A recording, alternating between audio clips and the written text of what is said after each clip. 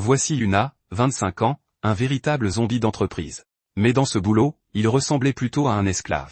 Son patron l'insultait et l'exploitait sans arrêt. Il était déjà minuit, et on le forçait encore à travailler. Rien qu'en voyant leur barbe, on devine à quel point les employés de bureau dans les animes sont surmenés. Le directeur l'a même attrapé par la tête en exigeant encore plus de travail. La seule chose que Yuna appréciait dans ce monde, c'était de jouer aux jeux vidéo chez lui après s'être littéralement tué à la tâche. Ce jour-là, le directeur lui a arraché son téléphone de force et a supprimé son compte de jeu le plus précieux. Si ça avait été moi, le mec se serait pris un crochet du droit sur le champ. De retour chez lui, Yuna avait l'air d'un chien battu. Il vivait comme un zombie d'entreprise. Jusqu'au jour où, au bureau, il a cligné des yeux. Et quand il les a rouverts, une créature géante aux allures de rat se tenait juste devant lui. Le monstre l'a lacéré de ses griffes, le forçant à fuir pour sauver sa peau. Franchement, c'est l'un des pires cauchemars qu'on puisse imaginer. Un rat géant qui te pourchasse dans ta propre maison. Puis il a aperçu une porte droit devant, exactement comme dans le jeu. Ça voulait dire qu'un donjon du jeu était apparu dans la réalité, ou bien qu'il avait été transporté dans le monde du donjon. On ne sait trop rien. En regardant devant lui, il a vu un autel sur lequel reposait un livre. C'était le journal de voyage des 1000 nuits de Ludian. C'était un objet que les PNJ utilisaient dans le jeu. Ces types organisaient toujours des fêtes de dingue. À ce moment-là, Yuna s'est senti idiot d'avoir supporté ce directeur pendant si longtemps. Puis le livre s'est mis à briller sous ses yeux. Voilà le power-up, les gars. Il a senti son corps se réchauffer et s'est soudainement transformé en petite sorcière. Si c'était une fille avec ce look, je dirais qu'elle est plutôt mignonne. Mais bref, il a obtenu la classe légendaire de Playboy. Au début, il pensait que c'était juste une classe cachée. Pendant ce temps, le monstre rat géant tambourinait à la porte. Mais Yuna était complètement perdue dans ses propres pensées. C'est alors que le monstre a défoncé la porte, et le combat a enfin commencé. Grâce au pouvoir du Playboy légendaire, Yuna a libéré le système magique de la sorcière légendaire. La créature fixe le jeune joueur, prête pour le combat imminent. Il se convainc que si c'est vraiment Vanahem, il doit bien y avoir un moyen de se battre. Là-dessus, le jeune homme lance une petite pierre sur le monstre pour tester sa théorie. Cependant, la créature esquive l'attaque sans effort et s'avance. Puis le monstre bondit vers lui, lançant une autre attaque avec ses griffes. Le jeune homme comprend alors que de petites pierres comme ça ne fonctionnerait évidemment pas. Malgré tout, il décide de tenter une nouvelle approche avec plus de pierres à la fois. Cette fois, toutes les attaques frappent le monstre dans ses points vitaux, lui infligeant des dégâts. Il confirme que, comme il le pensait, la chance était le seul attribut anormalement élevé de ses statistiques. Le jeune homme comprend que s'il multiplie le nombre d'attaques, il peut infliger des coups critiques plus facilement. Avec cette idée en tête, il attrape un fragment tranchant et remarque que sa puissance d'attaque a augmenté. Ensuite, le jeune homme hurle et fonce droit sur la créature. D'un coup direct, il frappe le monstre de plein fouet avec une autre attaque critique. Le monstre commence à se dissoudre en particules de lumière jusqu'à disparaître complètement. Dès que la créature s'évapore, il célèbre sa victoire et reçoit une notification lui indiquant qu'il a monté de niveau. En vérifiant ses statistiques, le jeune homme voit que tous ses attributs ont augmenté avec cette victoire. Excité, il réalise que c'est ça le pouvoir d'un Playboy et qu'il peut réellement se battre. Sur ce, Yuma décide qu'il sortira de cet endroit vivant, c'est certain. Si c'était vraiment un donjon de Vanahem, il pourrait s'échapper s'il battait le boss. Soudain, une autre personne apparaît dans le même couloir. Avec un sourire confiant, l'homme s'approche lentement de lui. Yuma se souvient d'avoir été attaqué par plusieurs glanfants, mais il les a vaincus facilement grâce à son niveau élevé. Puisqu'il connaissait parfaitement les schémas d'attaque du monstre, il a réussi à avancer sans aucun problème. En arrivant devant une porte plus grande, le jeune homme en déduit que ça doit être la salle du boss. Soudain, une voix familière l'interpelle, et il se retourne pour voir de qui il s'agit. L'homme fait remarquer qu'on dirait que Yuma-sen sort plutôt bien ici. En reconnaissant la voix, le jeune homme recule, complètement paralysé par la peur. C'était son patron, qui lui explique que l'entreprise s'est transformée en donjon, mais qu'il y avait un bon côté à ça. Avec un air de supériorité, Totsuka se vante d'être déjà un guerrier de niveau 6 après avoir vaincu quelques monstres. Ne sachant que dire, Yuma se contente de le regarder en silence, encore sous le choc de la situation. Scène moquant éperdument, Totsuka ordonne à Yuma de servir d'appât pour le boss afin de pouvoir attaquer pendant que le monstre est distrait. Avant que le jeune homme ne puisse répondre, son patron se remet à lui hurler dessus. Totsuka bugle que la parole d'un patron est absolue et qu'il faut lui obéir. Il le pousse alors dans la pièce à coups de pied, lui disant de se dépêcher et de suivre ses ordres. En tombant au sol, le jeune homme remarque une immense ombre se former au-dessus de lui. Sur ce, le boss du donjon, un Glenfang géant, apparaît devant lui, prêt à frapper. La créature prépare alors une puissante attaque de griffes contre lui. Esquivant de justesse, Yuma hurle le nom de son patron dans un désespoir total. De l'extérieur, Totsuka lui dit de se dépêcher de se faire dévorer pour que la créature baisse sa garde. Suivant la même logique, le monstre affirme que c'est le travail d'un subalterne de mourir pour son patron. Ensuite, la créature le frappe durement avec un coup de queue aussi puissant que rapide. Étendu sur le sol, Yuma refuse d'accepter qu'il doive mourir pour un homme comme ça. Soudain, une voix mystérieuse déclare qu'elle ne supporte plus de regarder cette scène. Sur ce, une plume de lumière flotte lentement depuis le ciel et s'arrête devant lui. Bientôt, l'esprit d'un homme à chapeau apparaît et révèle qu'il est l'élu. Ne comprenant pas la situation, le jeune homme demande qui est exactement cette silhouette. L'esprit répond que son identité importe peu, l'essentiel étant qu'il soit déjà devenu un joueur. La silhouette mystérieuse lui conseille alors de s'amuser davantage et lui offre sa force pour l'aider. Dehors, Totsuka se rend compte que quelque chose cloche dans la salle du boss. Il remarque que le monstre a soudainement cessé de bouger et que la situation a changé. Irrité, il hurle sur Yuma d'arrêter de marmonner et de se dépêcher de se faire dévorer par le boss. Yuma, en revanche, se contente de le fixer en retour dans un silence total, sans montrer la moindre réaction. D'un air de défi, le jeune homme se retourne enfin et appelle son ancien patron par son nom. L'homme recule d'un pas, surpris par ce soudain changement d'attitude chez son subalterne. Puis il tend la main et déclare fermement qu'il n'est plus le subalterne de personne. L'esprit lui dit alors de s'amuser davantage et lui apprend à utiliser l'une de ses nouvelles capacités. Sur ce, le monstre s'avance pour attaquer le jeune homme qui était toujours au sol. Puis la petite fée claque des doigts et active le pouvoir fraîchement accordé. Une énergie frappe le boss du donjon et l'enveloppe complètement. La créature stoppe alors son attaque, ne comprenant pas ce qui vient de se passer. Soudain, le jeune homme se transforme en un petit Glenfang et grimpe sur le dos du boss. La fée explique alors que pour le monstre, il ressemble désormais à l'un de ses sous-fifres. Bientôt, la créature se tourne vers Tatsuka et le pointe avec sa griffe. L'esprit traduit alors l'ordre, disant que le boss lui dit de s'occuper de son ancien supérieur. Même avec cet ordre, le jeune homme hésite et essaie d'argumenter que Totsuka est son patron. La fée l'interrompt en lui disant que les titres ne signifient rien. En fin de compte, il n'est qu'un simple pion. Puis elle lui dit de se réveiller car sa véritable aventure commence maintenant. Avec un sourire, le jeune homme approuve et affirme qu'il est désormais un joueur. Dès que la décision est prise, il se relève du sol avec un nouveau regard. Enfin, le jeune homme déclare qu'il vivra librement et se dirige vers la sortie de la pièce. Agacé, Totsuka crie sur Yuma d'arrêter de marmonner et de se dépêcher d'être dévoré par le boss. Avec un regard ferme, Yuma déclare qu'il n'est plus le subordonné de Monsieur Totsuka. Enragé, l'homme hurle, demandant si Yuma le défie et le menace en lui rappelant que c'est lui qui décide de son évaluation de performance. Ensuite, le jeune homme se prépare à utiliser la capacité de sa nouvelle classe. Il active alors la compétence de bluff, qui peut altérer la perception de sa cible. Une décharge d'énergie frappe Tatsuka de plein fouet, et il hurle, ne comprenant pas ce que c'est. Soudain, l'homme regarde devant lui avec une expression de pure terreur. Devant lui, l'image du monstre se transforme en la figure de son redouté directeur d'entreprise. L'illusion hurle alors sur Totsuka, lui demandant ce qu'il fait là et où est son travail. Complètement terrifié, il demande depuis combien de temps le directeur se tient là. Totsuka s'excuse alors et tente de blâmer son subordonné pour sauver son évaluation. Avec un sourire obséquieux, il s'approche et fait remarquer que la cravate du directeur est de travers. Le monstre le frappe alors d'un coup de poing puissant qui l'envoie valser. Peu après, la créature l'achève avec un violent coup de queue qui l'écrase contre le sol. Sous le choc, l'épée de l'homme tombe de sa main, désormais complètement vaincu. Yuma interroge alors son ancien patron, lui demandant s'il essaie toujours de sauver sa propre peau. Allongé sur le sol, Totsuka ne fait que fixer le monstre qui approche, complètement sans défense. La créature lève alors sa griffe, prête à porter le coup de grâce et à l'achever. Voyant l'attaque imminente, l'homme pousse un cri de pure terreur, sans aucun endroit où fuir.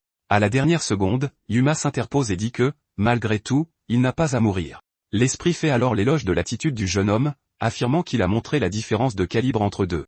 Voyant une chance de survivre, Totsuka supplie Yuma de l'aider, admettant qu'il avait tort. L'épée à la main, le jeune homme lui dit simplement de disparaître de sa vue et de ne plus jamais se montrer. Sans hésiter une seconde, l'homme se lève et s'enfuit de la pièce aussi vite qu'il le peut. Seul avec le monstre, Yuma esquive une attaque et se prépare à contre-attaquer. Il fonce alors en avant, l'épée à la main, prêt à affronter la créature d'égal à égal. Avec un cri de guerre, le jeune homme canalise toute sa force dans le coup final. D'un seul coup d'épée ascendant, il frappe le monstre de plein fouet et le terrasse. La fée annonce alors que la subjugation du boss a été accomplie avec succès. Bientôt, des notifications apparaissent, l'informant qu'il a monté de niveau, débloqué une nouvelle compétence et terminé le donjon. Dès que le donjon est terminé, le décor environnant commence à se dissoudre en particules de lumière. Soudain, le jeune homme se retrouve dans la rue, à l'endroit même où se trouvait le bureau. Avec un sourire, il réalise qu'il a vraiment réussi à terminer le donjon par lui-même. Puis son regard se tourne vers le ciel, surpris par quelque chose qu'il vient de voir. Volant entre les bâtiments, plusieurs créatures inconnues traversent l'horizon de la ville. Un journal télévisé sur un écran géant annonce qu'il s'agit d'une situation incroyable pour tout le monde. Le reportage explique que des monstres et des donjons identiques à un certain jeu sont apparus dans le monde entier.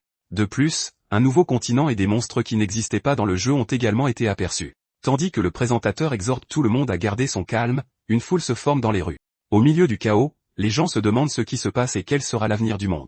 Dans la confusion, Yuma fait remarquer que les choses deviennent intéressantes avec l'apparition des donjons. L'esprit apparaît alors et dit qu'il a une bien meilleure expression maintenant, comme on pouvait s'y attendre. Sur ce, le jeune homme le remercie de l'avoir sauvé et lui demande qui il est exactement. La silhouette se présente alors sous le nom de Ludian et dit qu'il n'est qu'un playboy, rien de plus. En entendant ce nom, le jeune homme se souvient du livre et réalise que c'était le nom de l'auteur.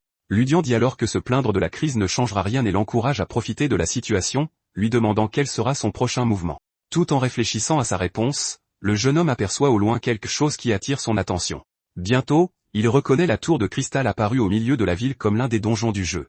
Sur ce, un sourire se dessine sur son visage alors qu'il a une nouvelle idée. Il dit alors qu'il vient de penser à quelque chose de vraiment bien à faire ensuite. Le jeune homme imagine qu'à ce moment précis à l'intérieur de ce donjon, il pourrait faire quelque chose de vraiment amusant là-dedans, là où le danger rôdait. Debout devant la porte, le jeune homme explique qu'il s'agit d'un donjon tutoriel. Confus, Ludian lui demande pourquoi ils ont soudainement atterri là. Yuma révèle alors qu'à l'intérieur, il y a une pièce verrouillée contenant un trésor caché de la déesse. L'esprit écoute simplement l'explication avec une expression curieuse. Puis il continue, disant que depuis le lancement du jeu, personne n'a réussi à ouvrir cette pièce. Sur ce, le jeune homme avoue qu'il a toujours voulu savoir quel objet légendaire y était conservé. Avec un sourire, Yuma affirme avoir enfin compris comment l'ouvrir et qu'il va lui montrer. Ludian comprend alors que le monde est son terrain de jeu et lui dit de bien s'amuser. Ensuite, l'esprit annonce qu'il va faire une sieste et se volatilise. En le regardant disparaître, le jeune homme fait la remarque qu'il va et vient vraiment comme bon lui semble. Seul, le joueur pénètre dans le labyrinthe des débuts pour commencer son périple. Sur son chemin, il s'approche de la statue d'une déesse au centre du hall. La statue le salue alors et lui explique que le labyrinthe a été créé pour le guider dans sa mission. En entendant la voix, Yuma fait remarquer que c'est exactement la même réplique que dans le jeu original. Pour finir, la déesse lui ordonne d'apprendre à se battre et de trouver le chemin vers la sortie du donjon. D'un geste, la déesse affirme que ses bénédictions seront toujours avec lui. En l'observant de plus près, le jeune homme fait remarquer que la voir en personne la rend encore plus magnifique. Avec un sourire, il se prépare pour la suite du tutoriel. Alors que le jeune homme marche dans le hall, la déesse explique que l'écran de statue est juste devant lui. Puis elle continue, disant qu'il peut voir ses PV et ses PM et qu'il doit écouter attentivement les instructions. Lorsqu'elle lui dit d'ouvrir le coffre, elle remarque que le joueur l'a déjà ouvert tout seul. Il se plaint alors que, comme prévu, ce n'était qu'une épée en bronze, tandis que la déesse lui demande d'être plus reconnaissant. Soudain, une créature de feu apparaît dans le couloir devant lui. En voyant le monstre, la déesse l'avertit qu'un ennemi vient d'apparaître. Ensuite, elle lui ordonne de dégainer son arme et de se concentrer pour le combat. D'un seul coup, Yuma détruit l'ennemi et la déesse se lamente qu'il n'ait même pas essayé un petit peu. Quoi qu'il en soit, elle le félicite d'avoir vaincu son premier adversaire et se prépare à continuer. Le jeune homme ignore alors l'épée qu'il a reçue et se dirige vers l'un des murs du couloir. Il se penche alors pour ramasser une autre épée qui y était appuyée. Avec sa nouvelle arme en main, le joueur donne un grand coup, surprenant la déesse par son attitude. Avec cette nouvelle arme, le jeune homme commence à frapper le mur du couloir à plusieurs reprises. Il laisse alors plusieurs marques d'entailles lumineuses sur le mur avec ses attaques. En voyant cela, la déesse lui crie d'arrêter, car il ne doit pas profaner ce donjon sacré. Yuma réalise alors qu'elle se met en colère et que s'il la pousse un peu plus, le boss de raid secret de niveau 0, la déesse noire de la colère, apparaîtra enfin. Il se souvient que la déesse noire ne se manifeste que lorsque l'original est consumé par la rage. Sur ce, le joueur se souvient de ses répliques et des objets qu'elle laisse tomber. La déesse noire déclare alors qu'elle a enfin échappé à la prison éternelle dans laquelle elle se trouvait. Elle se lamente ensuite que le coffre au trésor qu'elle avait laissé derrière elle est disparu, révélant la couronne d'épines. Le jeune homme en déduit alors que la prison éternelle était cachée à l'intérieur du donjon tutoriel depuis le début. Avec un sourire, il se tourne vers la déesse et lui demande si elle est au courant de ce coffre au trésor. Troublée, elle nie savoir quoi que ce soit et tente de revenir à la leçon du tutoriel sur les compétences. L'ignorant complètement, Yuma frappe le mur une fois de plus de toutes ses forces. Soudain, l'expression de la déesse change, et elle esquisse un sombre sourire. Complètement métamorphosée, la déesse des ténèbres hurle sur le jeune homme, ordonnant à ce sale gosse de l'écouter une bonne fois pour toutes. Avec un sourire, le jeune homme se rend compte que, comme il s'y attendait, elle est enfin apparue. La déesse des ténèbres révèle alors qu'elle en a assez de répéter ce tutoriel tous les jours. Elle hurle ensuite qu'il ne doit pas croire qu'il peut s'en tirer après l'avoir autant mise en rogne. Dans un cri perçant, la créature se jette sur lui à toute vitesse. Avec son épée, le jeune homme parvient à bloquer l'attaque de justesse. Malgré cela, la force de l'impact le fait reculer à travers le sol de la salle. Le jeune homme réalise alors que c'est la vitesse d'un boss de raid et qu'il est vraiment dans le pétrin à son niveau actuel. La déesse se prépare à une nouvelle attaque avec ses griffes acérées. En un clin d'œil, elle fonce à nouveau sur lui de toutes ses forces. Surpris, il hurle qu'elle est trop rapide et qu'il ne peut pas esquiver. Sur ce, l'attaque de la déesse le frappe de plein fouet avec plusieurs entailles à la fois. Le coup le jette à terre, lui faisant lâcher son épée. Dans un éclat de rire, la déesse des ténèbres se réjouit de s'amuser et que c'est ainsi qu'elle veut faire les choses. Elle hurle alors qu'il l'a obligée à répéter le tutoriel des millions de fois, le traitant de connard. À la dernière seconde, une silhouette mystérieuse apparaît et dit que c'était moins une. Soudain, le jeune homme se relève du sol indemne, à la grande surprise de la déesse. Avec un sourire, il révèle que son bluff a fonctionné de justesse, montrant la couronne d'épines dans sa main. L'objet légendaire était désormais en sa possession, exactement comme il l'avait prévu. La déesse réalise alors qu'il lui a pris l'objet et se demande comment il a réussi son coup. Avec un regard satisfait, le jeune homme se prépare à finaliser son plan. Ensuite, il s'étire et se réjouit en disant que c'était vraiment très amusant. Finalement, le joueur déclare qu'il va maintenant s'emparer du trésor de la déesse et accomplir son objectif. Le jeune homme s'approche alors de la grande porte scellée au bout de la salle. Il utilise ensuite la couronne d'épines pour enfin déverrouiller le passage. Dans un grand fracas, la porte s'ouvre, révélant ce qui était caché à l'intérieur. Fou de joie, le jeune homme crie qu'il a réussi à ouvrir la porte secrète du donjon. Le regard concentré, il se prépare à découvrir ce qui l'attend de l'autre côté. Bientôt, le coffre au trésor apparaît au milieu de la pièce, émettant une lumière éclatante. Face à l'objet, le jeune homme l'identifie comme le trésor caché de la déesse et se demande ce qu'il contient. Sans hésiter, il tend la main pour enfin ouvrir le coffre et découvrir son contenu. Sur ce, une notification révèle qu'il a obtenu l'anneau de la déesse qui restaure ses PV une fois. Surpris, le jeune homme s'écrie qu'il l'a eu et que c'est vraiment un objet légendaire. Il observe ensuite l'anneau dans sa main pour voir les détails de l'objet. En regardant à travers l'anneau, le jeune homme remarque quelque chose d'étrange dans la pièce et essaie de comprendre. Dans la partie la plus profonde du donjon, la déesse du tutoriel était allongée sur le sol. Soudain, elle commence lentement à se réveiller, ne comprenant toujours pas ce qui s'est passé. Assise sur le sol, la déesse regarde autour d'elle et demande où elle se trouve. En regardant ses mains, la déesse essaie de comprendre ce qui vient de se passer. Puis elle se souvient qu'elle s'est complètement perdue dans un accès de rage. Soudain, la déesse se retourne, remarquant une présence étrange dans la fontaine derrière elle. Un jeune homme la salue alors depuis les hauts et lui demande si elle est déjà réveillée. Complètement furieuse, la déesse hurle, lui demandant ce qu'il croit faire. Imperturbable, il répond qu'il a toujours voulu nager dans cette fontaine et ne comprend pas sa question. Sur ce, la déesse regarde la pièce adjacente et se souvient soudain de quelque chose d'important. Elle sort alors de la fontaine et se dirige vers la salle au trésor désormais ouverte. À sa grande surprise, le coffre qui aurait dû être emporté était toujours sur son piédestal. En l'ouvrant, elle se demande pourquoi le contenu est toujours là alors que la pièce a été ouverte. Le jeune homme explique alors qu'il a décidé de ne pas prendre l'anneau, pensant que c'était quelque chose que la déesse avait toujours chéri. Il fait ensuite remarquer que l'anneau est un objet très ancien, mais qu'il était si bien conservé qu'on le remarquait à peine. La déesse se contente de le regarder en silence, ne sachant que dire face au geste du jeune homme. La scène se déplace ensuite vers un temple antique dans un champ ensoleillé rempli de fleurs. Avec un cri d'admiration, elle place l'anneau dans la bouche d'une statue qui forge des trésors sacrés. Les trois déesses se réjouissent que l'anneau de protection dédié soit prêt et qu'elle en ait désormais tout un assorti. Ensuite, elles se tiennent toutes les trois par la main pour montrer leurs anneaux identiques dans un geste d'unité. La déesse suggère alors de porter les anneaux et d'aller s'amuser dans toutes sortes d'endroits. Dans un souvenir, elle se rappelle que c'était un anneau qu'elle portait lorsqu'elle était plus libre. De retour dans le présent, la déesse explique qu'elle l'a scellé car elle pensait ne plus en avoir besoin. Sur ce, elle se lamente sur le fait qu'elle ne l'utiliserait de toute façon plus jamais. Le jeune homme dit alors qu'elle a été obligée de servir de guide de tutoriel pendant très longtemps. Il révèle ensuite qu'il comprend sa douleur, ayant été lui-même un esclave en entreprise.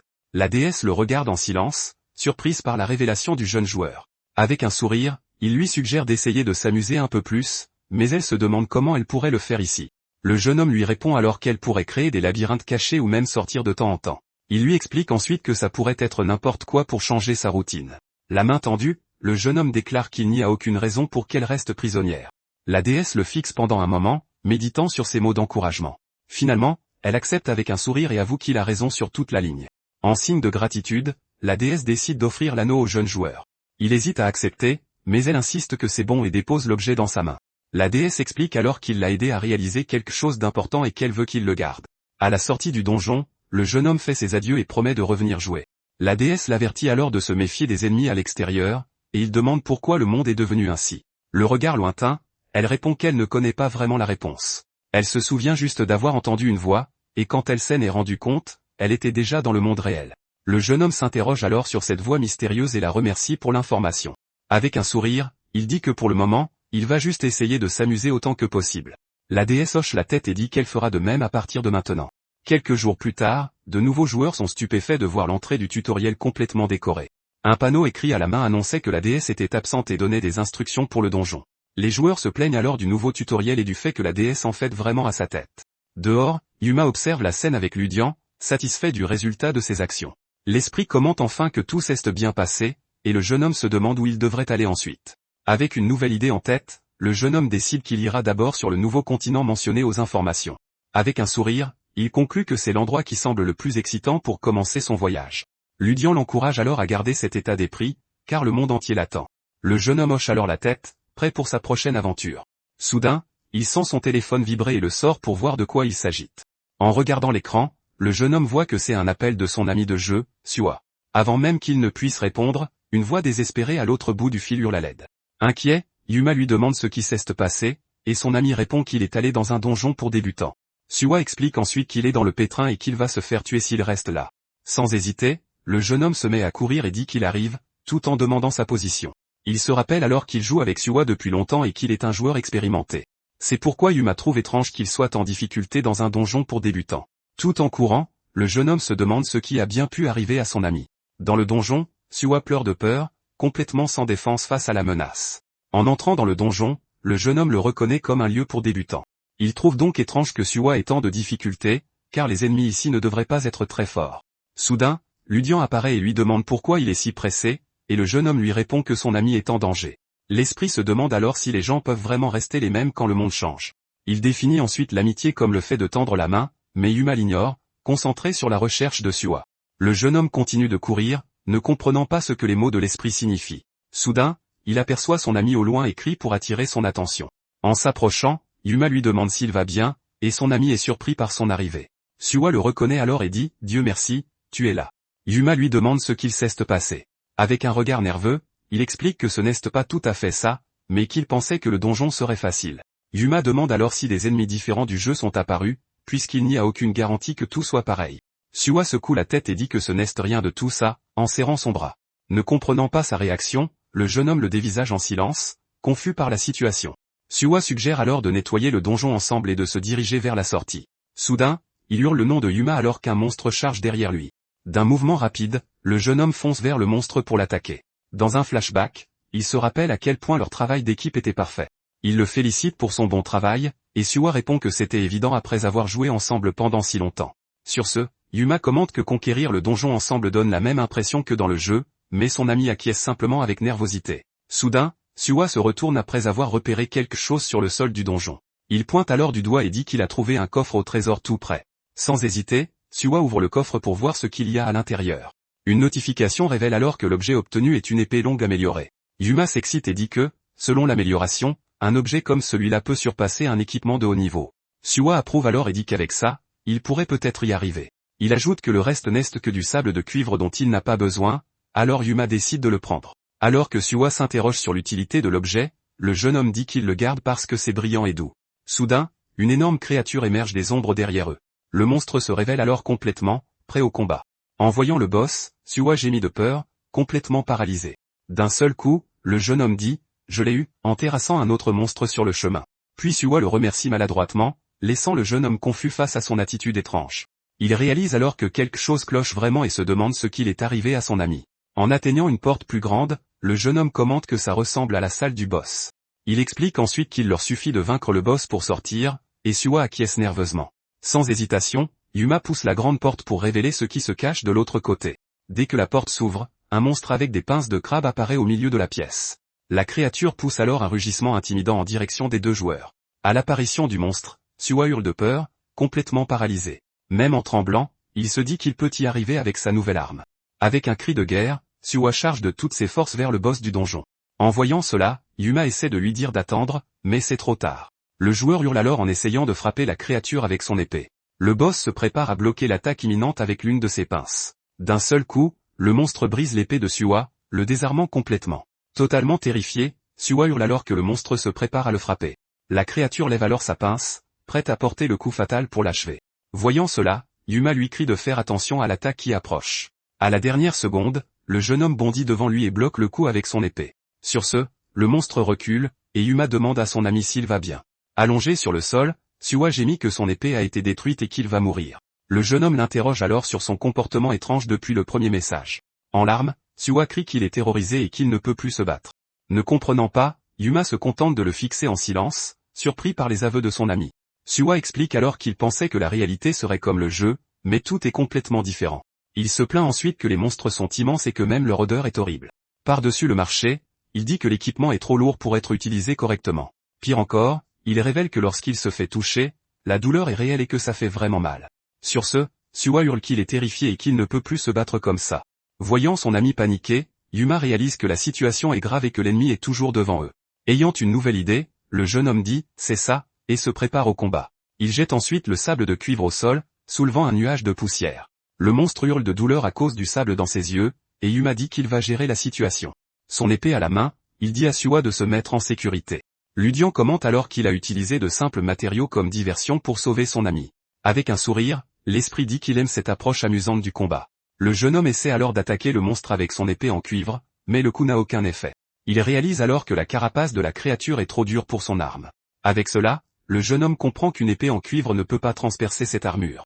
Ludian commente alors qu'il a plus de mal que prévu et demande comment il va se sortir de là. Yuma recule alors et réalise qu'il a besoin d'une nouvelle stratégie contre les pinces et la carapace du monstre.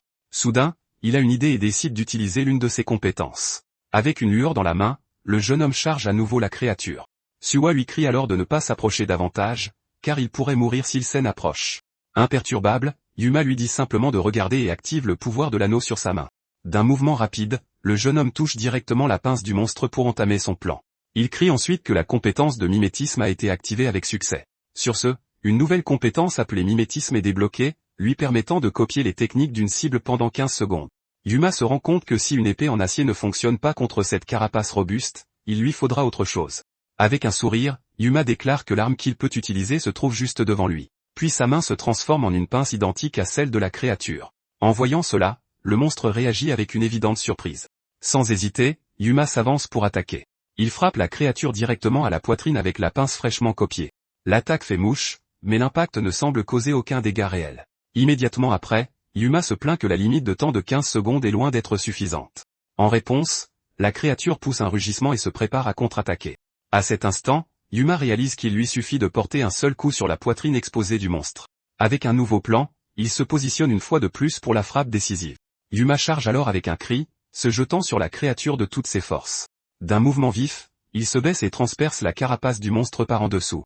De loin, Suwa observe la défaite de la créature, complètement choqué par ce qu'il a vu. C'est alors que Ludian apparaît, commentant qu'il était sur le point de donner un conseil si les choses devenaient dangereuses.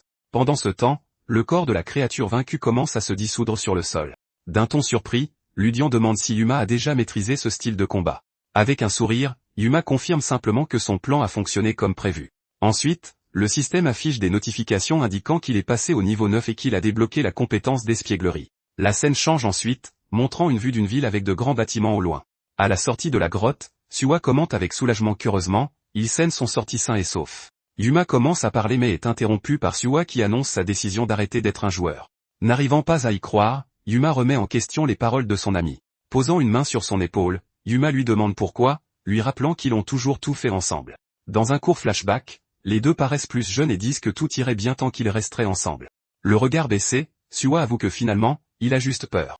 Il poursuit en expliquant que ce qui s'est passé plus tôt lui a fait comprendre qu'il ne pouvait plus continuer à se battre. Ne sachant que dire, Yuma murmure simplement le nom de son ami.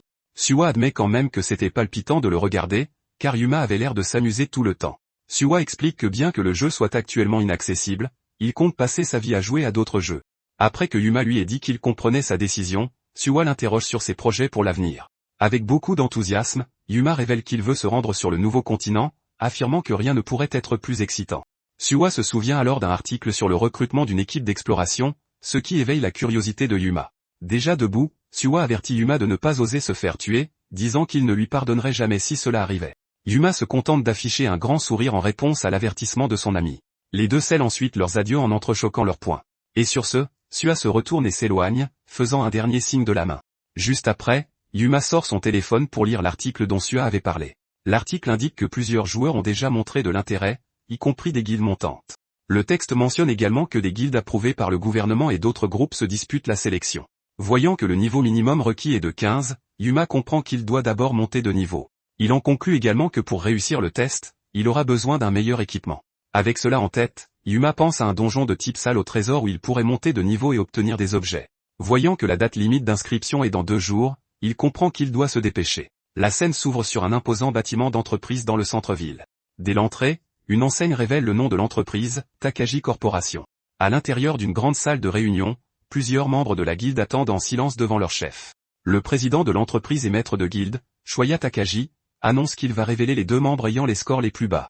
À cette nouvelle, tous les membres de la guilde restent immobiles en attendant l'annonce. Ensuite, Takagi expulse Deki, Okuyama et Kedo Yoshi de la guilde et de l'entreprise pour leur mauvaise performance. Dévastés par la décision, les 2 hommes se demandent ce qu'ils vont faire maintenant. Shoya Takagi justifie leur renvoi en déclarant que leur nombre d'éliminations et de collecte de matériaux était insuffisant.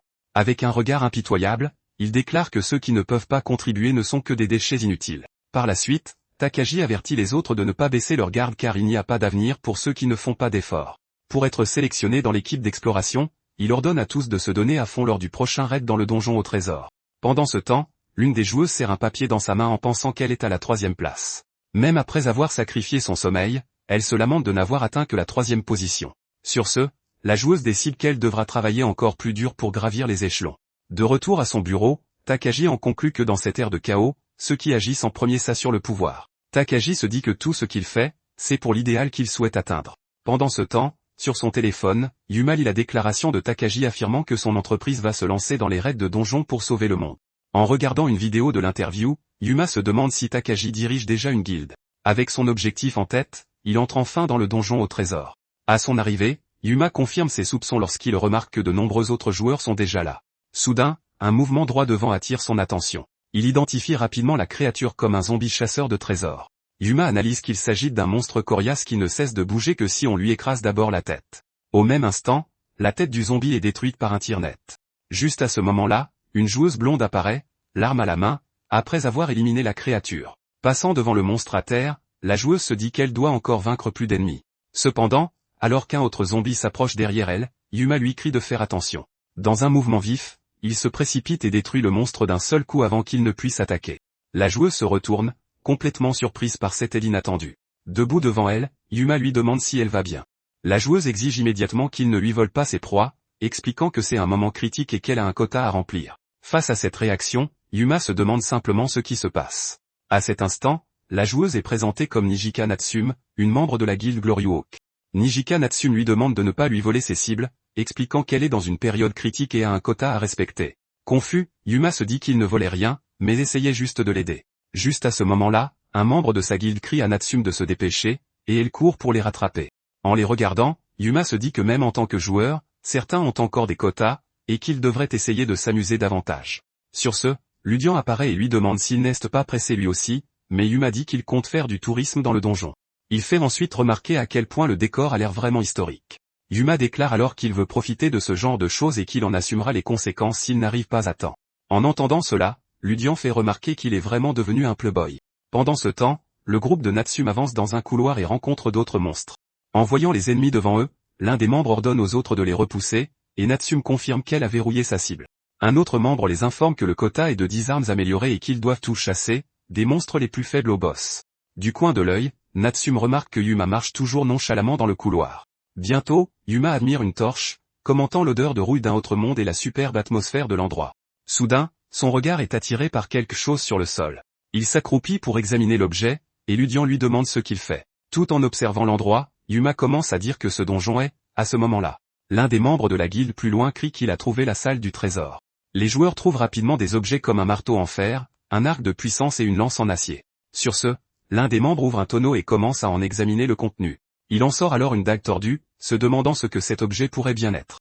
Jugeant l'arme inutile, le joueur s'en débarrasse en la jetant de côté. D'un geste vif, Yuma attrape la dague en plein vol, et le système lui notifie l'acquisition de l'objet. Avec le sourire, il fait remarquer que la dague a une forme intéressante et qu'elle pourrait servir à bien des choses. Moqueur, les membres de la guilde disent qu'il ferait mieux d'utiliser ses mains nues plutôt que ce truc. L'un d'eux ajoute que les bonnes armes sont pour ceux qui arrivent les premiers, et qu'ils prendront aussi les récompenses du boss. Tenant l'objet, Yuma se dit que l'utilité d'une arme dépend simplement de la façon dont on s'en sert. La scène montre ensuite les membres de la guilde dispersés dans la pièce en train de combattre des monstres. Ensuite, Yuma teste la dague nouvellement acquise sur l'un des squelettes. Avec un petit sourire narquois, il note que la répartition excentrique du poids de l'arme est intéressante et trouve une idée. De l'autre côté de la pièce, un membre de la guilde pointe du doigt un passage, affirmant que c'est le chemin vers la salle du boss. Alors que le groupe avance, il marche sur une plaque de pression au sol. Confus, l'un des membres de la guilde regarde en arrière, sentant quelque chose d'étrange sous ses pieds. Soudain, un piège se déclenche, et Natsume crie à tout le monde de faire attention. Piégé au sol, l'un des membres appelle désespérément Natsum à l'aide. Immédiatement, Natsum répond qu'il doit y avoir un interrupteur de désactivation quelque part. Sur ce, son regard se fiche sur un endroit un peu plus loin. Au même instant, un bruit sourd résonne comme si quelque chose de lourd venait de heurter le sol. Un imposant golem de pierre se dresse alors devant eux tel un gardien. Surprise, Natsum réalise que le gardien protège le boss du donjon. Sans hésiter, elle décoche une flèche directement sur le gardien. L'attaque frappe la cible de plein fouet mais n'inflige aucun dégât apparent. Incrédule, Natsum se demande pourquoi son attaque ne fonctionne pas. En observant le golem, elle comprend que le gardien est spécialisé dans la défense. Elle en conclut qu'elle ne peut pas l'abattre avec son arme et se demande quoi faire. Puis Natsum repère l'interrupteur de désactivation du piège situé juste derrière le gardien. Yuma se tourne alors vers Natsum et demande s'il suffit juste d'appuyer sur l'interrupteur là-bas. Avec un sourire confiant, il dit qu'ils peuvent lui confier cette tâche. L'un des membres piégés hurle, demandant ce qu'un idiot comme lui pourrait bien faire avec une arme inutile. Ludian fait alors remarquer que les jeunes de nos jours ne comprennent rien, et Yuma lui donne raison. Yuma déclare alors que même cette arme a son utilité. Sa compétence d'épris farceur transforme alors la dague tordue en un boomerang de foudre. La transformation soudaine de l'arme laisse Natsum complètement bouche bée. Le membre de la guilde s'écrie lui aussi pour savoir ce qu'est ce truc. Avec un sourire en coin, Yuma ordonne à la nouvelle arme de leur montrer ce dont elle est capable. Il lance ensuite le boomerang, qui contourne le gardien et frappe l'interrupteur du piège avec précision. L'interrupteur désactivé, le golem de pierre s'effondre instantanément. Le piège au sol se désactive également, libérant les joueurs prisonniers. Natsum regarde la scène, incrédule, réalisant qu'il a désactivé le piège et le gardien en même temps. Alors que le boomerang revient dans sa main, Yuma révèle qu'il était déjà au courant pour le piège. Il explique qu'il examinait le sol en marchant dans le couloir. Yuma en conclut que, inutile ou non, il faut toujours explorer toutes les possibilités. Et maintenant, il ne reste plus que le boss. Au sol, les deux membres de la guilde gisent blessés après leur affrontement avec le piège. Alors qu'elle court pour les aider, Natsum leur demande si ça va, mais l'un d'eux se lamente d'être tombé dans un piège. Les poings serrés, le joueur dit que s'il échoue la mission, ils seront virés de la guilde. Il ajoute qu'après ça, ils n'auront plus nulle part où aller. Même blessé, le membre déclare qu'ils atteindront leur quota et réussiront s'ils battent le boss. Cependant, en essayant de se lever, il ressent une douleur fulgurante due à ses blessures. En voyant cela, Natsum l'arrête, l'avertissant qu'il ne peut pas bouger dans cet état. Sur ce, elle décide qu'elle n'a pas d'autre choix que de gérer la situation elle-même. Natsum leur dit alors de lui faire confiance, affirmant qu'elle battra le boss toute seule, quoi qu'il en coûte. Son collègue approuve, disant qu'il compte sur elle pour faire ce que des minables comme eux n'ont pas pu accomplir. Avec détermination, elle répond qu'elle le fera pour leur idéal, peu importe le prix. Un peu plus loin, Yuma observe toute la scène en silence. Il ramasse bientôt le piège au sol et fait remarquer que, bien que ce soit un objet vicieux, les blessures des autres ne semblent pas trop graves. Soudain, Natsum se retourne et lui demande ce qu'il fabrique ici. Sans attendre de réponse, elle déclare qu'ils risquent leur vie en combattant dans cet endroit. Avec un regard ferme, Natsum lui ordonne de ne pas se mettre en travers de son chemin, car elle a une mission à accomplir. Yuma lui demande alors si elle parle du quota, mais Natsum précise que ce n'est que le début. Juste après, elle ajoute que tout le monde se bat pour atteindre l'idéal qui se trouve au-delà. En entendant le mot idéal, Yuma se souvient qu'on le forçait à crier des choses similaires chaque matin dans son ancienne entreprise. Face à la porte du boss, Natsum affirme qu'elle ne peut pas hésiter, car Takagi lui a confié l'idéal de créer un nouveau monde. Son regard montre une détermination absolue pour sa mission. Sur ce, Natsum déclare qu'en retour, elle doit tout donner pour être à la hauteur de cette confiance. En entendant le nom de Takagi, Yuma réalise enfin qu'il s'agit de la guilde qu'il a vue aux infos. Il se souvient alors de son ancienne boîte où, au final, personne n'avait l'air de s'amuser. Au même moment, les immenses portes de la salle du boss commencent à s'ouvrir. Dès qu'il entre, il découvre que le sol de la pièce est recouvert de pièges à pointe. Au milieu des engrenages et des chaînes, un gardien squelettique se dresse en tant que boss du donjon. La créature affiche alors un sourire menaçant avec son unique œil rougeoyant. Yuma identifie le monstre comme un gardien de trésor qui attaque sans pitié tout intrus. Impatiente, Natsum répond qu'elle le sait déjà et qu'ils doivent se battre tout en esquivant les pièges. Sans prévenir, un immense piège doré surgit du sol, forçant le gardien à reculer. Sur ce, Natsum fait un bond en arrière pour esquiver l'impact imminent. Juste après s'être préparé et avoir pointé son arc directement sur le boss du donjon, la flèche frappe l'épaule du gardien, mais l'attaque ne cause aucun dégât majeur. Tout en se défendant de la contre-attaque, Natsum réalise qu'à ce rythme, elle ne pourra pas l'observer correctement. Elle se tourne alors vers Yuma et exige qu'il attaque le monstre comme il l'a fait plus tôt. Yuma explique que la salle est pleine de pièges, ce qui l'empêche d'utiliser le boomerang correctement. Il conclut alors que pour l'utiliser dans ces conditions, il va devoir recourir à cette fameuse méthode. Mais d'abord, il doit créer une ouverture. Face aux pièges incessants et aux multiples schémas d'attaque, Yuma se demande s'il peut vraiment réussir son plan. Perdant patience, Natsum commence à lui demander ce qu'il marmonne. Soudain, le gardien apparaît juste derrière elle, prêt pour une nouvelle attaque. La créature la frappe de plein fouet avec un coup puissant qui la fait voler dans les airs. Tombée au sol, Natsume est sous le choc de la force incroyable du monstre. Même face à un danger imminent, elle se prépare à poursuivre le combat. Avec un regard déterminé, Natsume se rappelle que c'est elle qui doit terminer ce combat. À la toute dernière seconde, le gardien se prépare à asséner un coup écrasant à Natsume. Yuma la tire alors vers lui, la sauvant de l'attaque qui frappe le sol de toute sa force.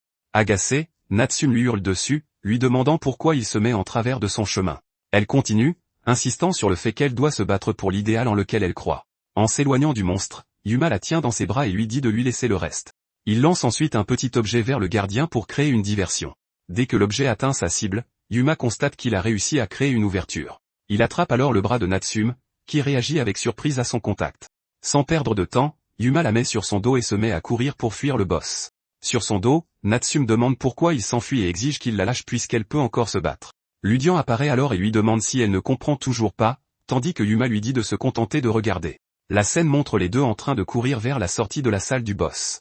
Immédiatement, le gardien se retourne et commence à les poursuivre hors de la pièce. Effrayé, Natsume crie que le monstre les pourchasse, mais Yuma lui répond que c'est exactement ce qu'il avait dit. Il explique ensuite que le gardien attaque sans relâche tous ceux qui convoitent le trésor.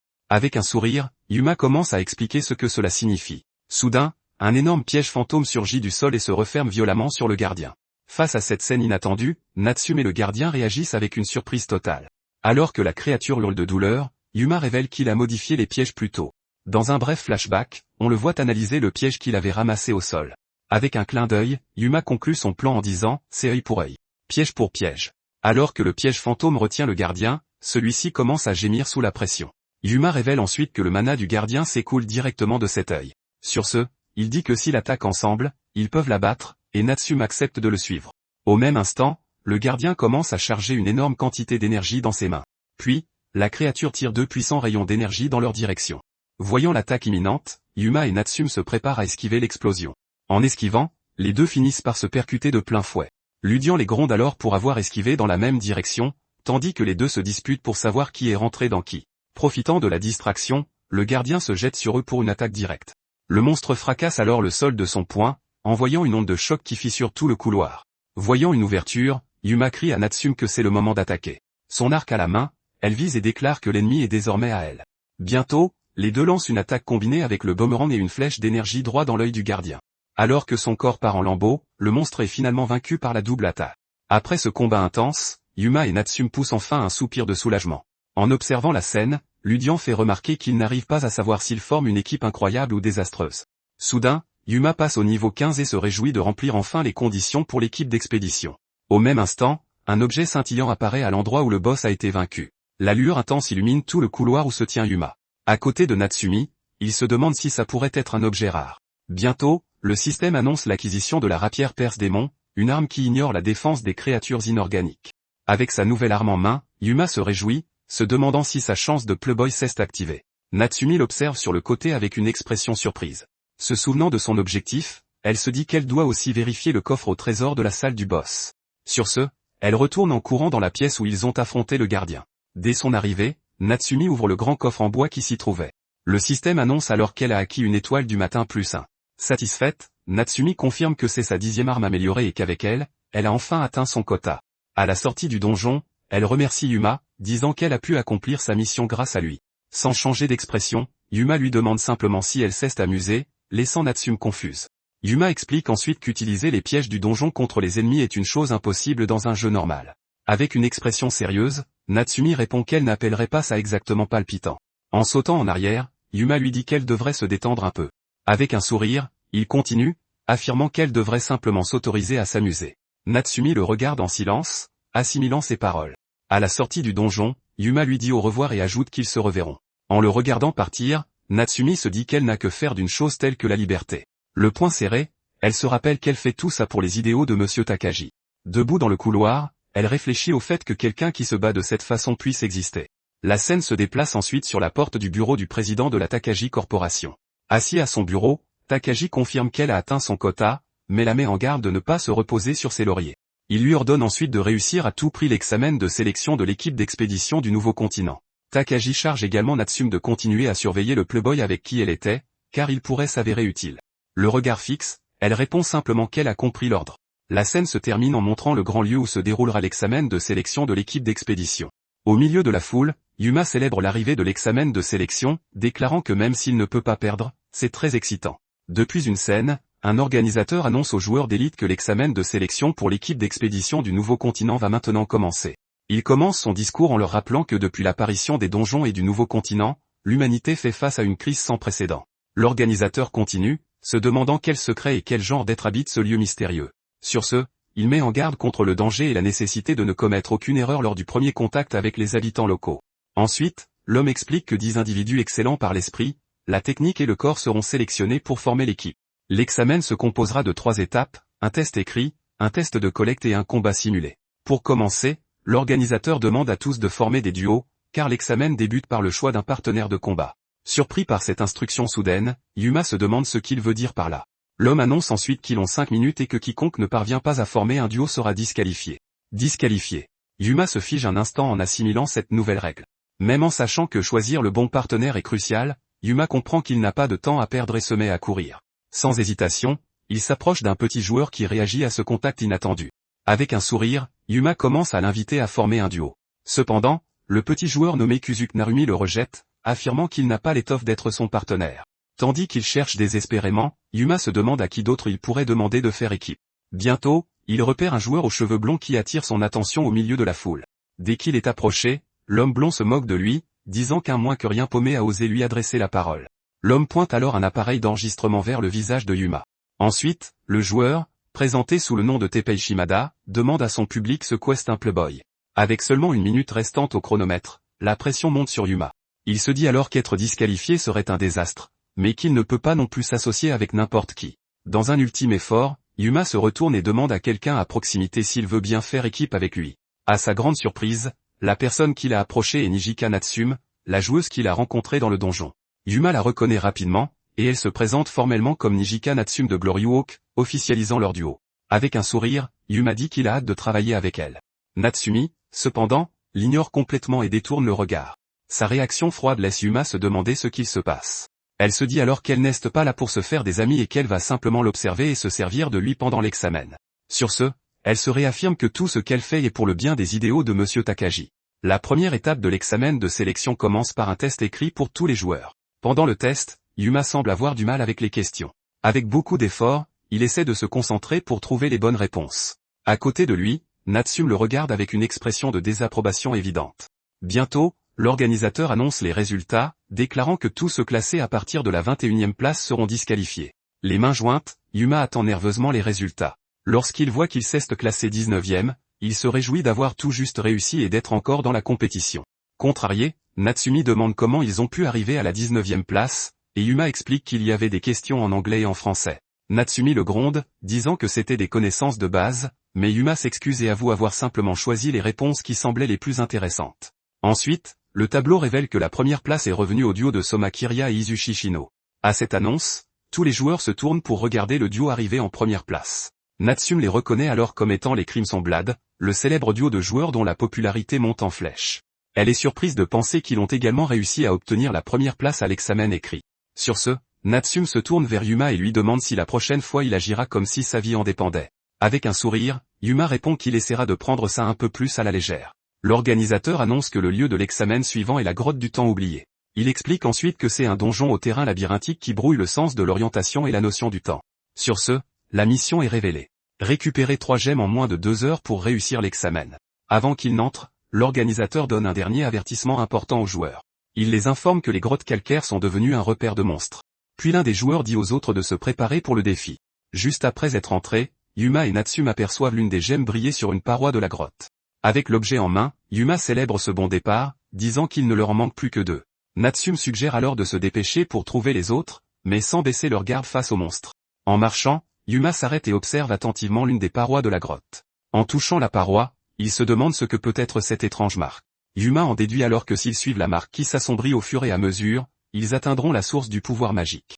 Juste après, il pointe avec enthousiasme quelque chose qu'il a trouvé droit devant.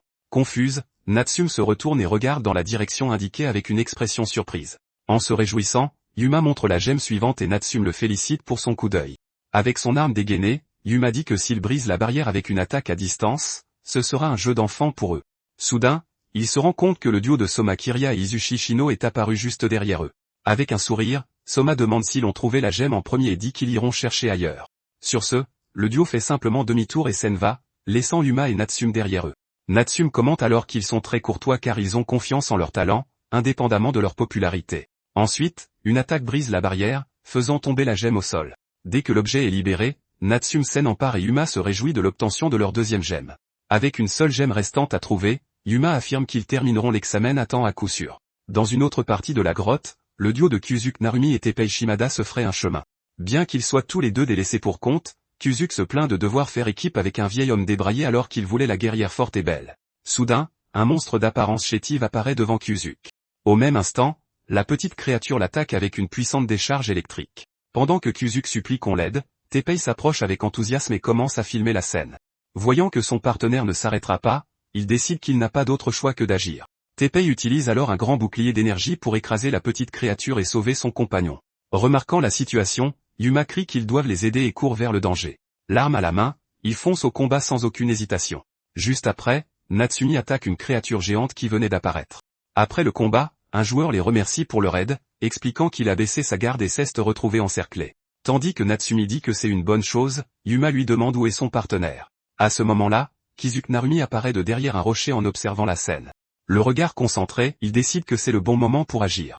D'un mouvement rapide, il utilise une compétence pour voler les deux gemmes qu'il avait récoltées. Les objets en main, Kyosuke se réjouit que tout se soit déroulé comme prévu, laissant Yuma abasourdi. Furieuse, Natsume exige qu'il rende ce qu'il a volé et se met à hurler. Soudain, Teppei Shimada apparaît et frappe le sol du poing, créant une onde de choc. Sous l'effet de la secousse, le sol se dérobe sous leurs pieds, les faisant tomber tous les deux dans une fosse. De là-haut, Kiyosuke félicite son partenaire pour ce joli coup. Shimada révèle alors qu'ils sont tombés en plein dans leur piège, tandis que Kyosuke ajoute qu'il attendait juste des proies naïves. Avec les 3 gemmes en main, Kyosuke annonce qu'ils vont maintenant terminer l'examen à la première place. N'en croyant toujours pas ses yeux, Natsume se lamente qu'il ait utilisé une compétence de vol sur eux. Sur ce, Yuma réalise qu'à ce rythme, ils vont échouer à l'examen. Yuma aide Natsume à sortir du trou dans lequel ils sont tombés. Après que Natsume l'a remercié, Yuma la presse, disant qu'ils n'ont plus le temps et doivent poursuivre l'autre duo. Alors que Yuma commence à courir, il est soudainement forcé de s'arrêter. Confus, il se retourne pour voir ce qu'il a interrompu. Natsume l'attrape et lui crie de s'arrêter immédiatement. Elle le fixe alors intensément sans dire un seul mot. Plus loin, ils aperçoivent Kyuzuke au sol, criant dans leur direction. Il supplie qu'on l'aide en expliquant que des monstres de cristal sont soudainement apparus. Puis, un imposant golem de cristal émerge, révélant la dernière gemme sur son torse. Méfiante, Natsumi demande si c'est une autre ruse pour qu'il puisse leur voler autre chose.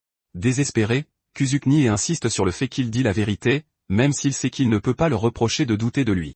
La scène montre le duo qui les a piégés plutôt en grande difficulté. Le visage désespéré, Kyuzuke continue de demander de l'aide. Ses yeux suppliants sont fixés directement sur Yuma et Natsume. Face à cette scène, Yuma dit qu'il veut essayer de lui faire confiance car si c'est vrai, le garçon pourrait vraiment être tué. Son arme à la main, Yuma déclare que dans ce cas, il préfère encore être trompé. Voyant sa décision, Natsume se contente de soupirer avec désapprobation. Elle se tourne ensuite vers Kyuzuke et l'avertit qu'il a tout intérêt à rendre la gemme s'il le sauve. Kyuzuke se demande pourquoi Yuma essaierait même de lui faire confiance après avoir été dupé. En regardant le sourire de Yuma, il se demande si le gars ne s'amuse pas vraiment de cette situation. Avec un mélange de surprise et d'admiration, Kyuzuke se dit à quel point Yuma est incroyablement cool. Yuma lance son boomerang, mais l'attaque n'a aucun effet sur le golem de cristal. Avec son partenaire inconscient dans les bras, Kyuzuke les prévient de faire attention car même les attaques de son frère n'ont pas fonctionné. D'un claquement de doigts, Yuma dit qu'il comprend le problème. Il se prépare alors au combat avec sa nouvelle rapière perce-démon. Le système affiche alors la description de l'arme, expliquant qu'elle ignore la défense et inflige des dégâts triples aux créatures inorganiques. Comprenant le plan, Natsumi prépare son arc et dit qu'elle va attirer l'attention du monstre. Le golem tire alors une série de rayons d'énergie dans sa direction.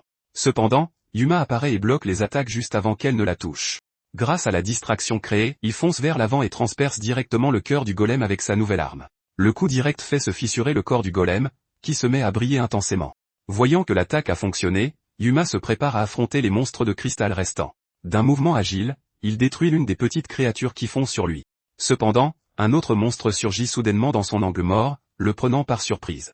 La créature s'apprête alors à lui asséner un coup direct au visage. Contre toute attente, Kyuzuke surgit par derrière et retient le monstre avant qu'il ne puisse attaquer. Avec un sourire malicieux, il stoppe fermement l'avancée de la créature. Yuma le félicite pour son aide, l'appelant Monsieur le voleur. Saisissant l'occasion, Il se positionne derrière l'un des plus grands golems de cristal. Son regard reste concentré, attendant le bon moment pour faire son prochain mouvement. Pendant ce temps, Tapei Shimada fracasse l'un des monstres de cristal violet d'un seul coup de poing. Avec le sourire, il commente qu'il a juste été pris au dépourvu tout à l'heure. Kuzuke les remercie ensuite pour l'aide qu'il a reçue. Yuma s'élance alors et attaque le dernier petit monstre de cristal restant. Le coup fracasse complètement la créature, mettant fin à la première partie du combat. La main tendue, Yuma dit que tout est fini maintenant et qu'ils peuvent se détendre. Ému et en pleurs, Kuzuke l'appelle frère Playboy. Il s'excuse ensuite de les avoir piégés auparavant et promet de le suivre pour le reste de sa vie.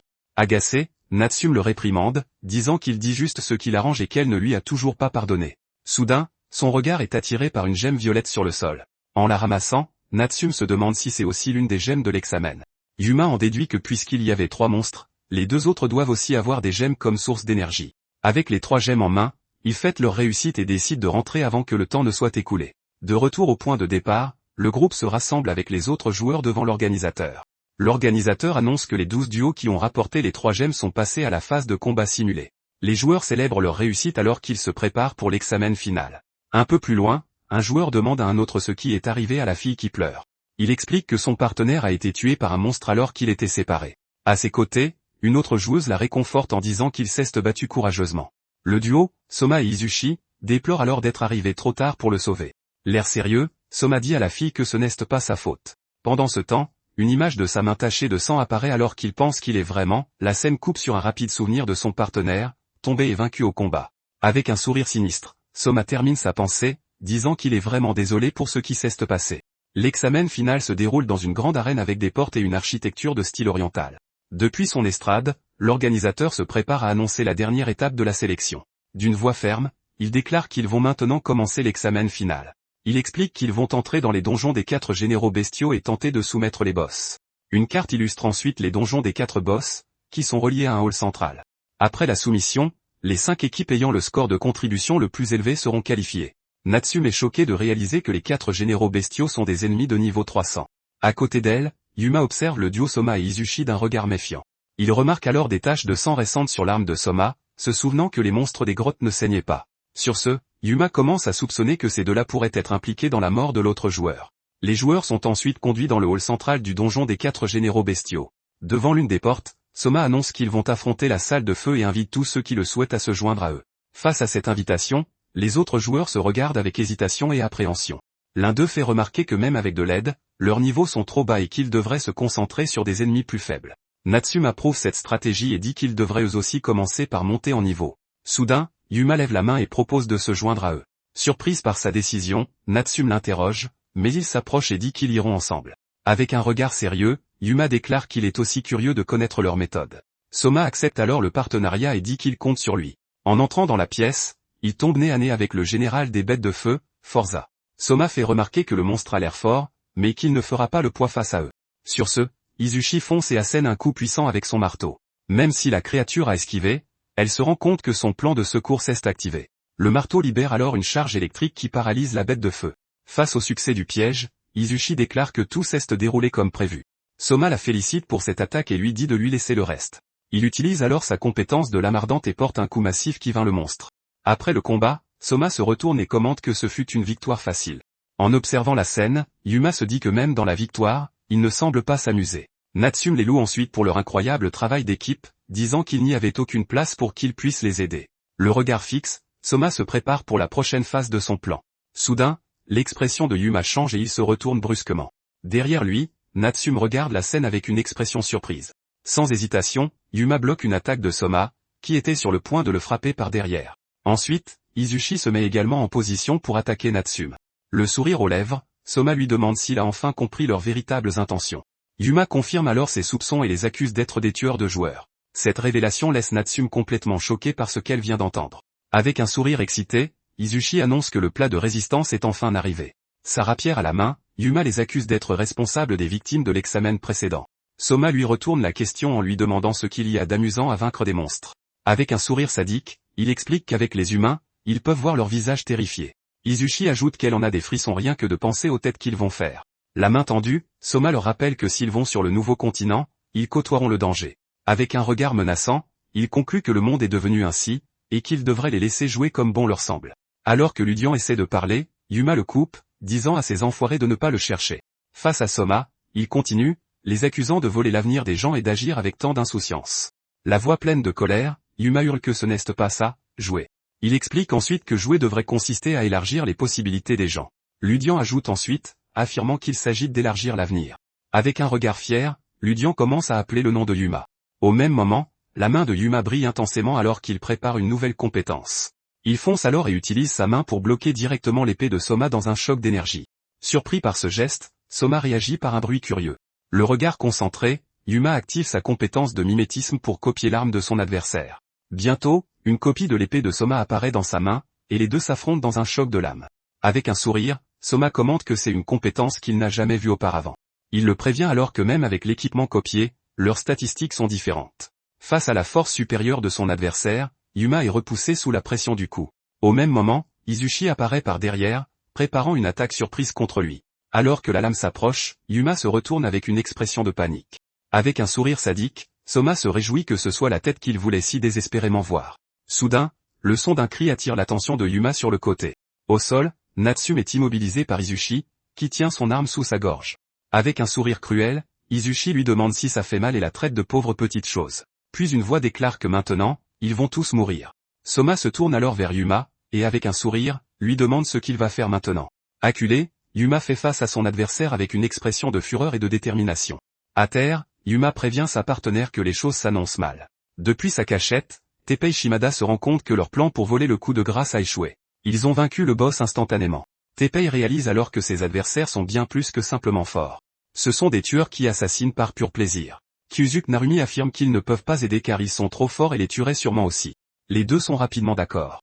Leur seule option est de fuir d'ici aussi vite que possible. Tout en courant, Kyuzuke Narumi s'excuse auprès du groupe et promet qu'il visitera au moins leur tombe plus tard. Malgré cela, Yuma rassemble ses forces pour dire quelque chose pendant qu'il le peut encore. Il leur ordonne alors d'arrêter immédiatement, menaçant de dire aux examinateurs ce qu'ils ont fait pour qu'ils soient punis. Soma Kiria esquisse un sourire et commence à dire que même s'ils parviennent à y survivre, ce sera la parole de deux moins que rien contre le duo adoré de tous.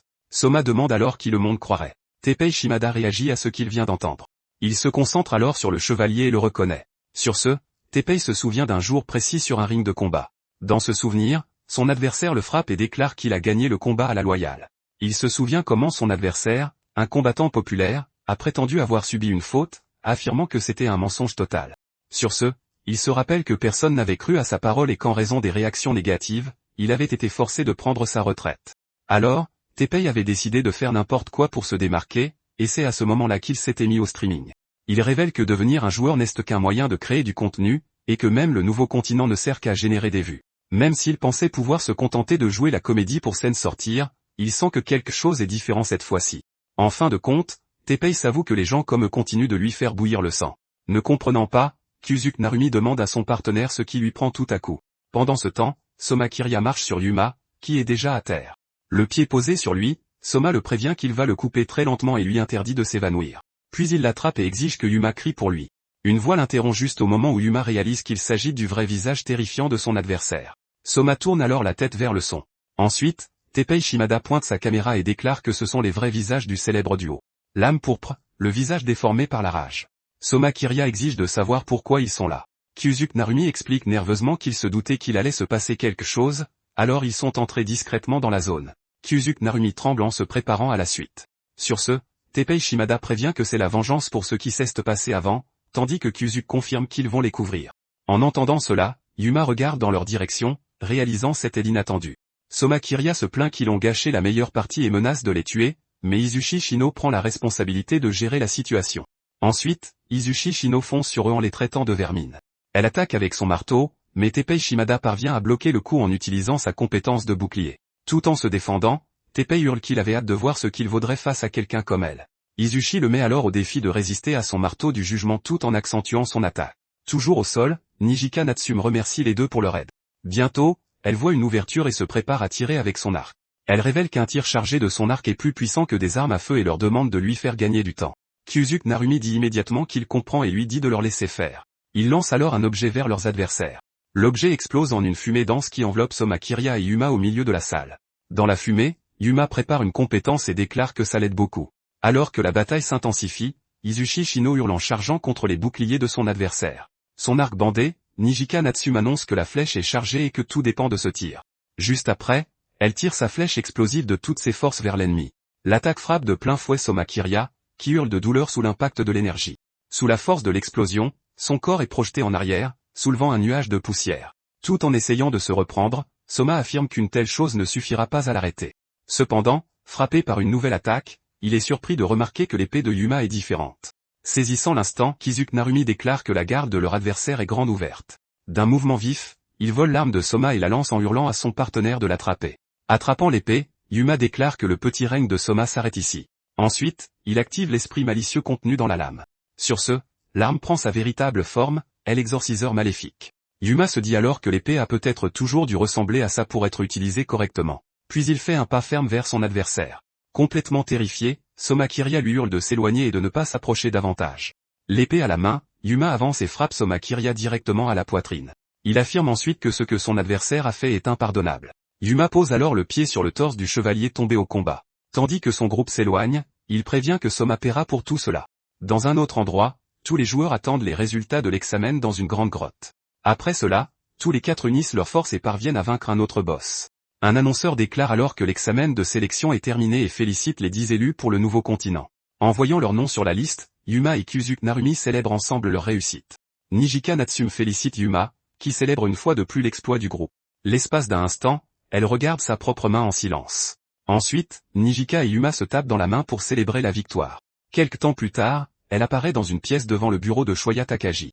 En regardant les résultats, Shoya Takagi remarque que Yuma a réussi et prévoit de le faire servir sa guilde comme il l'entend. Sur ce, il lui offre un objet à utiliser sur le nouveau continent dès qu'elle en aura l'occasion. L'objet se révèle être l'œil de Mitra, une poupée qui contrôle quiconque regarde dans ses yeux pendant 10 secondes. En voyant l'objet, Nijika Natsume réalise qu'il s'agit d'un outil de contrôle mental. Là-dessus, Shoya Takagi fait pression sur elle, affirmant qu'elle peut accomplir cette mission au nom de leur juste idéal. Après un moment de silence, Nijika Natsume serre le poing et répond qu'elle a compris l'ordre.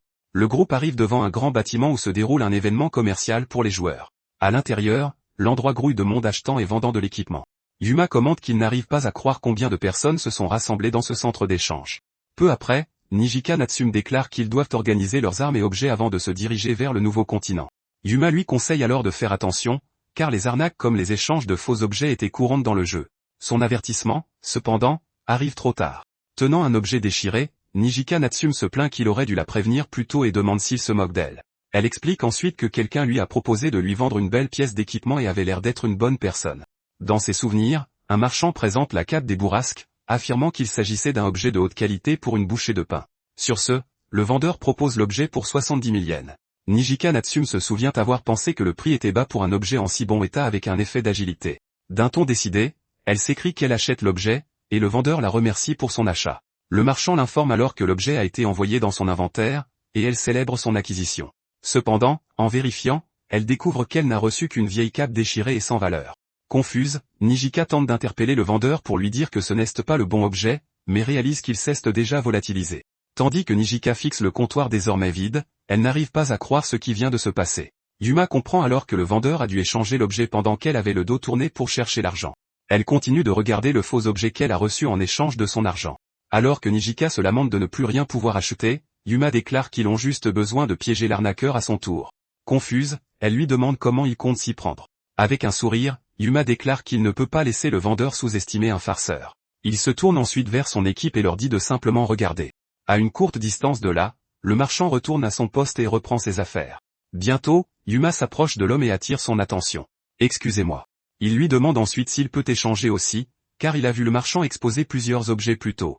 Excité par la proposition, le vendeur rit et accepte volontiers de conclure un marché. Yuma explique qu'il est à court d'argent, mais qu'il aimerait essayer d'échanger le seul objet qu'il possède. En voyant ce qui est proposé, les yeux du marchand s'écarquillent de surprise totale.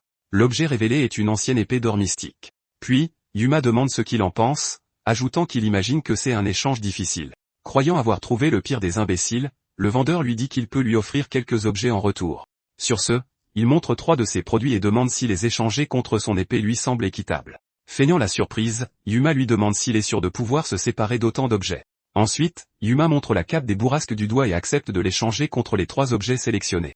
Les autres objets choisis sont une flûte en corne de tonnerre et une pierre des prix.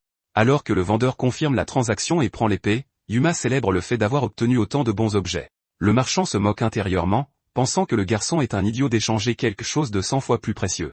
Juste au moment où il s'écrie avoir trouvé un trésor, l'objet entre ses mains se met à briller. Très vite, l'épée se transforme en une simple cape en lambeaux entre ses bras.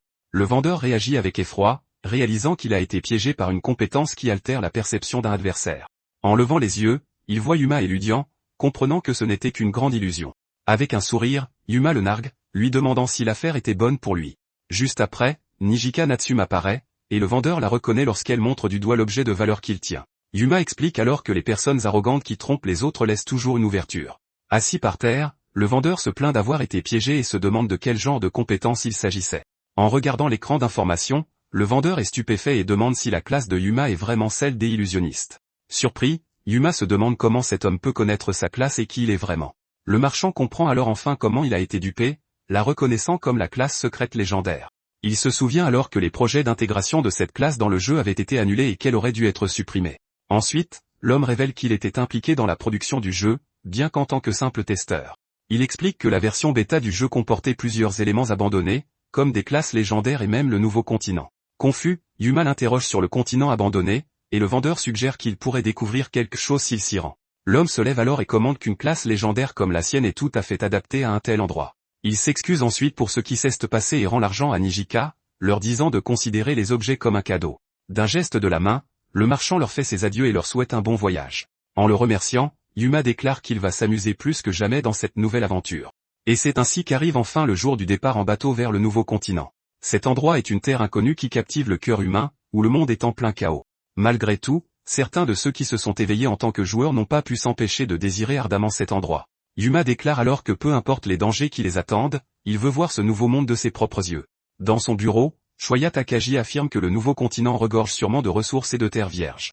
De son côté, Yuma imagine les cultures, la nourriture et les gens qu'il pourrait y trouver. Sur ce, Shoya déclare que c'est l'occasion parfaite pour placer tout ce qui a de la valeur sous son contrôle.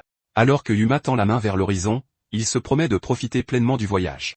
Au même moment, Shoya Takagi serre le poing et décide qu'ils domineront le nouveau monde. Ainsi, Yuma part pour en profiter au maximum, tandis que Shoya prévoit de tout dominer et exploiter. À bord du navire, Yuma demande à Ludian s'il approche du nouveau continent. Nijika Natsume s'approche et commente que, même s'ils ont l'impression de se battre depuis longtemps, elle a maintenant le sentiment qu'ils partent à l'aventure. La poupée entre les mains, elle décide de la remettre une fois qu'ils auront atteint le nouveau continent. Soudain, un bruit dans le couloir alerte Yuma et Ludian. Bientôt, un membre de l'équipage court vers eux en panique, les avertissant qu'ils ont des ennuis. Ils crient alors désespérément qu'un monstre est apparu sur le pont. Avant de pouvoir s'échapper, l'homme est attrapé par la queue de la créature. Alors qu'il lui crie dessus sans avoir le temps de réagir, Yuma regarde la scène se dérouler sous ses yeux. Puis un serpent de mer géant émerge de l'océan, s'enroulant autour du navire tout entier. Sur le pont, l'un des joueurs identifie la créature comme étant un serpent des abysses. Surpris de le trouver dans un endroit pareil, le monstre plonge à nouveau dans les eaux tumultueuses et disparaît de la vue. Sur ce, le navire se retrouve complètement seul au milieu de la mer sombre et silencieuse. À l'intérieur du vaisseau, Nijika Natsume explique aux autres passagers terrifiés qu'un monstre géant a surgi de la mer. Le duo qui est arrivé premier à l'examen décide qu'il est temps pour les utilisateurs de magie d'agir et se porte volontaire pour le combat. Alors qu'ils se préparent, une paire d'yeux rouges brille dans l'obscurité. Soudain, la tête du serpent fracasse la paroi du navire et attrape les deux mages dans ses mâchoires. Il hurle de douleur alors que l'attaque de la créature provoque une énorme explosion dans la structure. Après l'impact, le navire désormais endommagé dérive sans but sur l'océan. À l'extérieur, l'un des joueurs se demande comment une chose aussi énorme peut être aussi rapide. Inquiet, Yuma se demande où sont ses compagnons et d'où la créature va frapper ensuite, ordonnant à tout le monde de couvrir toutes les directions. Les joueurs se dispersent sur le pont, se préparant à la prochaine attaque. Bientôt, le serpent surgit à nouveau juste devant Yuma, qui hurle de choc. Sans hésitation, il bondit en avant pour attaquer directement le monstre. Le coup atterrit sur le visage du serpent, et il pousse un cri de douleur sous le choc. Après l'attaque, Yuma remarque que la créature a de nouveau fui et qu'ils sont désavantagés dans une bataille en mer. Soudain, il remarque un nouveau mouvement venant sous les hauts. Le navire commence alors à être violemment secoué par une attaque venue des profondeurs. Teppei Shimada et Kyuzuke Narumi courent vers Yuma en demandant ce que signifie tout ce bruit et ces secousses. Yuma crie qu'un monstre géant attaque par en dessous et qu'à ce rythme, le navire va être détruit. Désespéré, Kyuzuke les supplie de faire quelque chose car il ne sait pas nager. Le vaisseau subit alors un autre impact violent par en dessous. Alors que la pluie commence à tomber, l'un des joueurs prévient que la coque ne tiendra plus très longtemps et traite le monstre de lâche. En entendant cela, Teppei Shimada hurle à la créature de se montrer, mais Kyuzuke le gronde. En entendant cela, Yuma a une idée. Il réalise qu'ils peuvent utiliser le son pour attirer le monstre. Il se souvient alors de la flûte en corne de tonnerre qu'il a obtenue lors de l'échange. Sans perdre de temps, Yuma porte l'instrument à ses lèvres. Il souffle ensuite dans la flûte, qui émet une puissante onde sonore chargée d'énergie. L'énergie se propage dans les hauts pour frapper directement la créature cachée. L'épée à la main, Yuma déclare que le monstre détestera le son et finira sûrement par se montrer. Avec le plan en marche, Yuma ordonne à tout le monde d'attaquer en même temps dès que le monstre apparaîtra. Des profondeurs, une paire d'yeux rouges s'ouvre dans les ténèbres. Le serpent émerge alors de les hauts et se jette vers le groupe. À cet instant précis, Yuma crie à tout le monde d'attaquer maintenant. Les joueurs lancent un assaut combiné qui frappe la créature de plein fouet. Le serpent rugit de douleur alors qu'il est bombardé par les coups simultanés. Après l'assaut, le corps du monstre géant tombe vaincu sur le pont du navire. Soulagé, le groupe célèbre sa victoire, se réjouissant d'avoir réussi et d'être en sécurité. Avec la défaite du monstre, Yuma reçoit une notification indiquant qu'il a monté de niveau et débloqué une nouvelle compétence. Alors qu'il s'interroge sur l'effet de la nouvelle technique, il remarque quelque chose d'étrange. Soudain, tous les joueurs sont aspirés à travers le pont, hurlant alors qu'ils tombent en chute libre. Désormais sous les hauts, Yuma voit Nijika Natsume couler et crie son nom. Il commence alors à lutter pour rester éveillé alors que sa conscience s'estompe. Juste avant de s'évanouir, une main apparaît et attrape la sienne dans l'océan profond. Puis, un objet ressemblant à un stylo flotte lentement dans les eaux sombres. Sur une plage inconnue, la nuit s'épaissit sous le clair de lune. Lentement, l'un des survivants commence à reprendre connaissance. La tête palpitante, Yuma se redresse et demande où il est. Il voit alors Nijika Natsume inconsciente à ses côtés et hurle son nom. Tandis que Teppei Shimada tente de la réveiller, Kyuzuke Narumi recrache de Léo. Une fois qu'ils sont tous réunis, Teppei demande s'ils sont les seuls à avoir survécu à la tragédie. Cela rappelle à Yuma la première mission, enquêter sur la zone locale et interagir avec les résidents. L'ordre était clair, quoi qu'il arrive, l'équipe d'investigation devait continuer. Il conclut alors qu'ils n'ont pas d'autre choix que d'aller de l'avant avec les membres restants car le vrai défi commence maintenant. Yuma sent alors la présence de quelqu'un et demande s'ils vont bien. Tenant une lanterne, un homme plus âgé s'approche et leur demande s'ils ont besoin d'aide. L'homme les conduit ensuite à une taverne locale, un endroit chaleureux et accueillant. Après avoir écouté leur histoire, il commente que c'est terrible, mais qu'il adorerait tout savoir sur l'autre continent.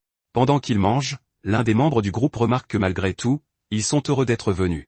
Yuma observe alors l'endroit, pensant qu'il n'aurait jamais imaginé pouvoir visiter l'izakaya du jeu. En mangeant, les joueurs font l'éloge de la nourriture, commentant qu'elle est délicieuse et ne ressemble à rien de ceux qui l'ont jamais goûté. L'hôte explique que le plat est un oiseau rôti aux champignons fantômes et propose de leur faire visiter la ville le lendemain. Yuma s'enthousiasme à cette idée et l'homme confirme l'invitation, leur disant d'avoir hâte d'y être. Peu de temps après, Nijika Natsume fait remarquer qu'elle se sent somnolente et se demande si c'est à cause de la boisson. Yuma approuve, mettant leur épuisement sur le compte de tous ceux qui l'ont traversé ce jour-là. Puis, tous les membres du groupe s'endorment à la table de la taverne. L'homme révèle alors qu'ils ont tout mangé sans connaître l'effet soporifique des champignons fantômes. À ses côtés, une silhouette encapuchonnée serre le poing, prête à passer à l'action. Avec un sourire sinistre, le chef du groupe annonce qu'ils vont commencer le rituel. Il ordonne alors d'emmener les joueurs endormis vers l'autel en flammes. Sous la lumière d'une lune rouge, le groupe se retrouve ligoté dans un endroit inconnu, devant une immense statue de monstre. À son réveil, Yuma se demande où ils sont et comment ils sont arrivés là. Il lève alors les yeux et s'interroge sur l'imposante statue de monstre devant lui. La figure de pierre avait une expression menaçante, les crocs dénudés. Yuma hurle alors à tout le monde de se réveiller tandis que les autres paniquent en réalisant qu'ils sont ligotés. Il en déduit qu'ils ne se sont pas simplement endormis. Il y avait quelque chose dans la nourriture pour les assommer. Le chef de la secte s'approche alors et confirme que les soupçons de Yuma sont tout à fait fondés. Avec un sourire, l'homme de la secte sacrée de Domarg ajoute qu'ils ont tout mangé sans la moindre méfiance. Il révèle ensuite que le champignon fantôme est une espèce vénéneuse qui garantit l'endormissement d'une personne. Nijika Natsume s'en prend à lui pour avoir prévu de les capturer depuis le début et lui demande ce qu'ils ont l'intention de faire. Le chef jette un coup d'œil sur le côté et déclare que le grand exalté a faim. Sur ce, il annonce que les gens d'un autre monde deviendront des sacrifices pour le seigneur Domarg. N'en croyant pas ses oreilles, Yuma demande s'il vénère vraiment un monstre. L'homme le frappe alors et crie qu'en obéissant au seigneur Domarg, la ville est protégée, ce qui en fait un noble sacrifice. Après le coup, Yuma comprend qu'il s'abaisse devant la créature en échange de la protection de leur ville. Tout en se débattant, Kyuzuke Narumi supplie qu'on le relâche, arguant qu'il est trop petit pour faire un bon plat de résistance. Nijika Natsume remet en question l'utilité de tout cela, mais l'un des hommes hurle qu'il n'y a pas d'autre moyen de sauver la ville. La situation rappelle à Yuma l'époque où il était forcé d'accepter une surcharge de travail excessive en sacrifice pour les autres. Dans ce souvenir, une voix lui disait que s'il endurait tout cela, tout irait bien. Puis Totsuka disait que c'était pour le bien de tous et lui demandait s'il comprenait. N'ayant pas vraiment le choix, Yuma s'est contenté d'accepter la situation imposée. De retour au présent, il resta silencieux un instant, repensant à ce souvenir. Sur ce, le chef prévient qu'il n'y a pas d'échappatoire et ordonne à Alan de commencer les préparatifs du rituel. Malgré tout, l'homme nommé Alan semble se demander si c'est vraiment la bonne chose à faire. Il ouvre alors le médaillon qu'il tient, révélant la photo d'une femme. Son hésitation attire l'attention de Yuma, qui observe la scène de près. Il fait alors remarquer à Nijika que l'homme semble avoir ses propres raisons, tout en se disant qu'il pourrait utiliser une compétence même ligotée.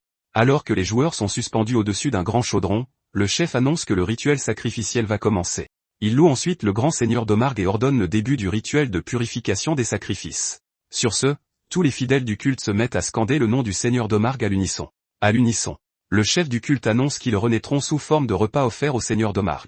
Même suspendu, Teppei Shimada demande que s'il doit être cuisiné, que ce soit au moins un plat élégant. Parmi les fidèles, Alan reste silencieux en observant la scène. Yuma concentre son attention sur cet homme en particulier parmi les membres du culte. Il décide alors que c'est tout ou rien et se prépare à utiliser l'une de ses compétences. Toujours les mains liées, Yuma active son bluff pour altérer la perception de son adversaire. La compétence frappe immédiatement Alan, qui réagit avec un choc total face à ce qu'il voit. Dans sa vision, il aperçoit la femme nommée Namiya pendue à la place du sacrifice. L'image de Namiya l'interroge alors sur la raison de ses actes. Désespéré, Alan hurle pour lui demander pardon, admettant qu'il avait totalement tort. Il se tourne ensuite vers les autres et crie pour que tout le monde arrête immédiatement. Maintenant en sécurité sur le sol, Yuma demande à Alan ce qui est arrivé à Namiya. Sur ce, Alan commence à expliquer que Namiya et lui faisaient partie de la garde qui protégeait la ville. Il raconte qu'un jour, cette créature a envahi la ville et qu'ils n'ont pas pu remporter la bataille. Un accord a donc été proposé, offrant des sacrifices en échange de la paix. Il poursuit son récit en disant que la ville a choisi d'obéir. Et grâce à Domarg qui éliminait les autres monstres, la paix est revenue. Sur ce, Alan se souvient d'un jour précis où tout a basculé. Ce jour-là, on l'a informé que Namiya avait été choisi comme prochain sacrifice. Malgré son désespoir, Namiya a affirmé que si cela permettait à la ville et à lui de survivre, elle se sacrifierait volontiers. Elle l'a ensuite réconforté, affirmant que c'était un sacrifice lourd de sens car il sauverait de nombreuses personnes. Alan regrette de n'avoir pas pu l'arrêter, mais il n'a jamais pu oublier ce qui s'était passé. L'image de Namiya prisonnière des griffes du monstre ne voulait pas quitter son esprit. Il se souvient parfaitement de l'expression sur son visage avant qu'elle ne soit dévorée par Domarg.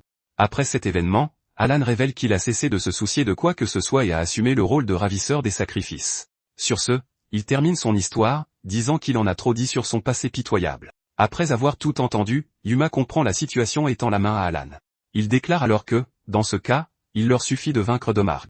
Incrédule, Alan crie qu'il n'y a aucun moyen de le battre et que s'il échoue, ce sera un désastre total. Là-dessus, Teppei Shimada s'approche et affirme qu'ils vont le faire, car s'il échoue, seuls des sacrifices d'un autre monde seront mangés. Puis, Nijika Natsume prend également la parole pour lui demander s'il est d'accord avec le plan.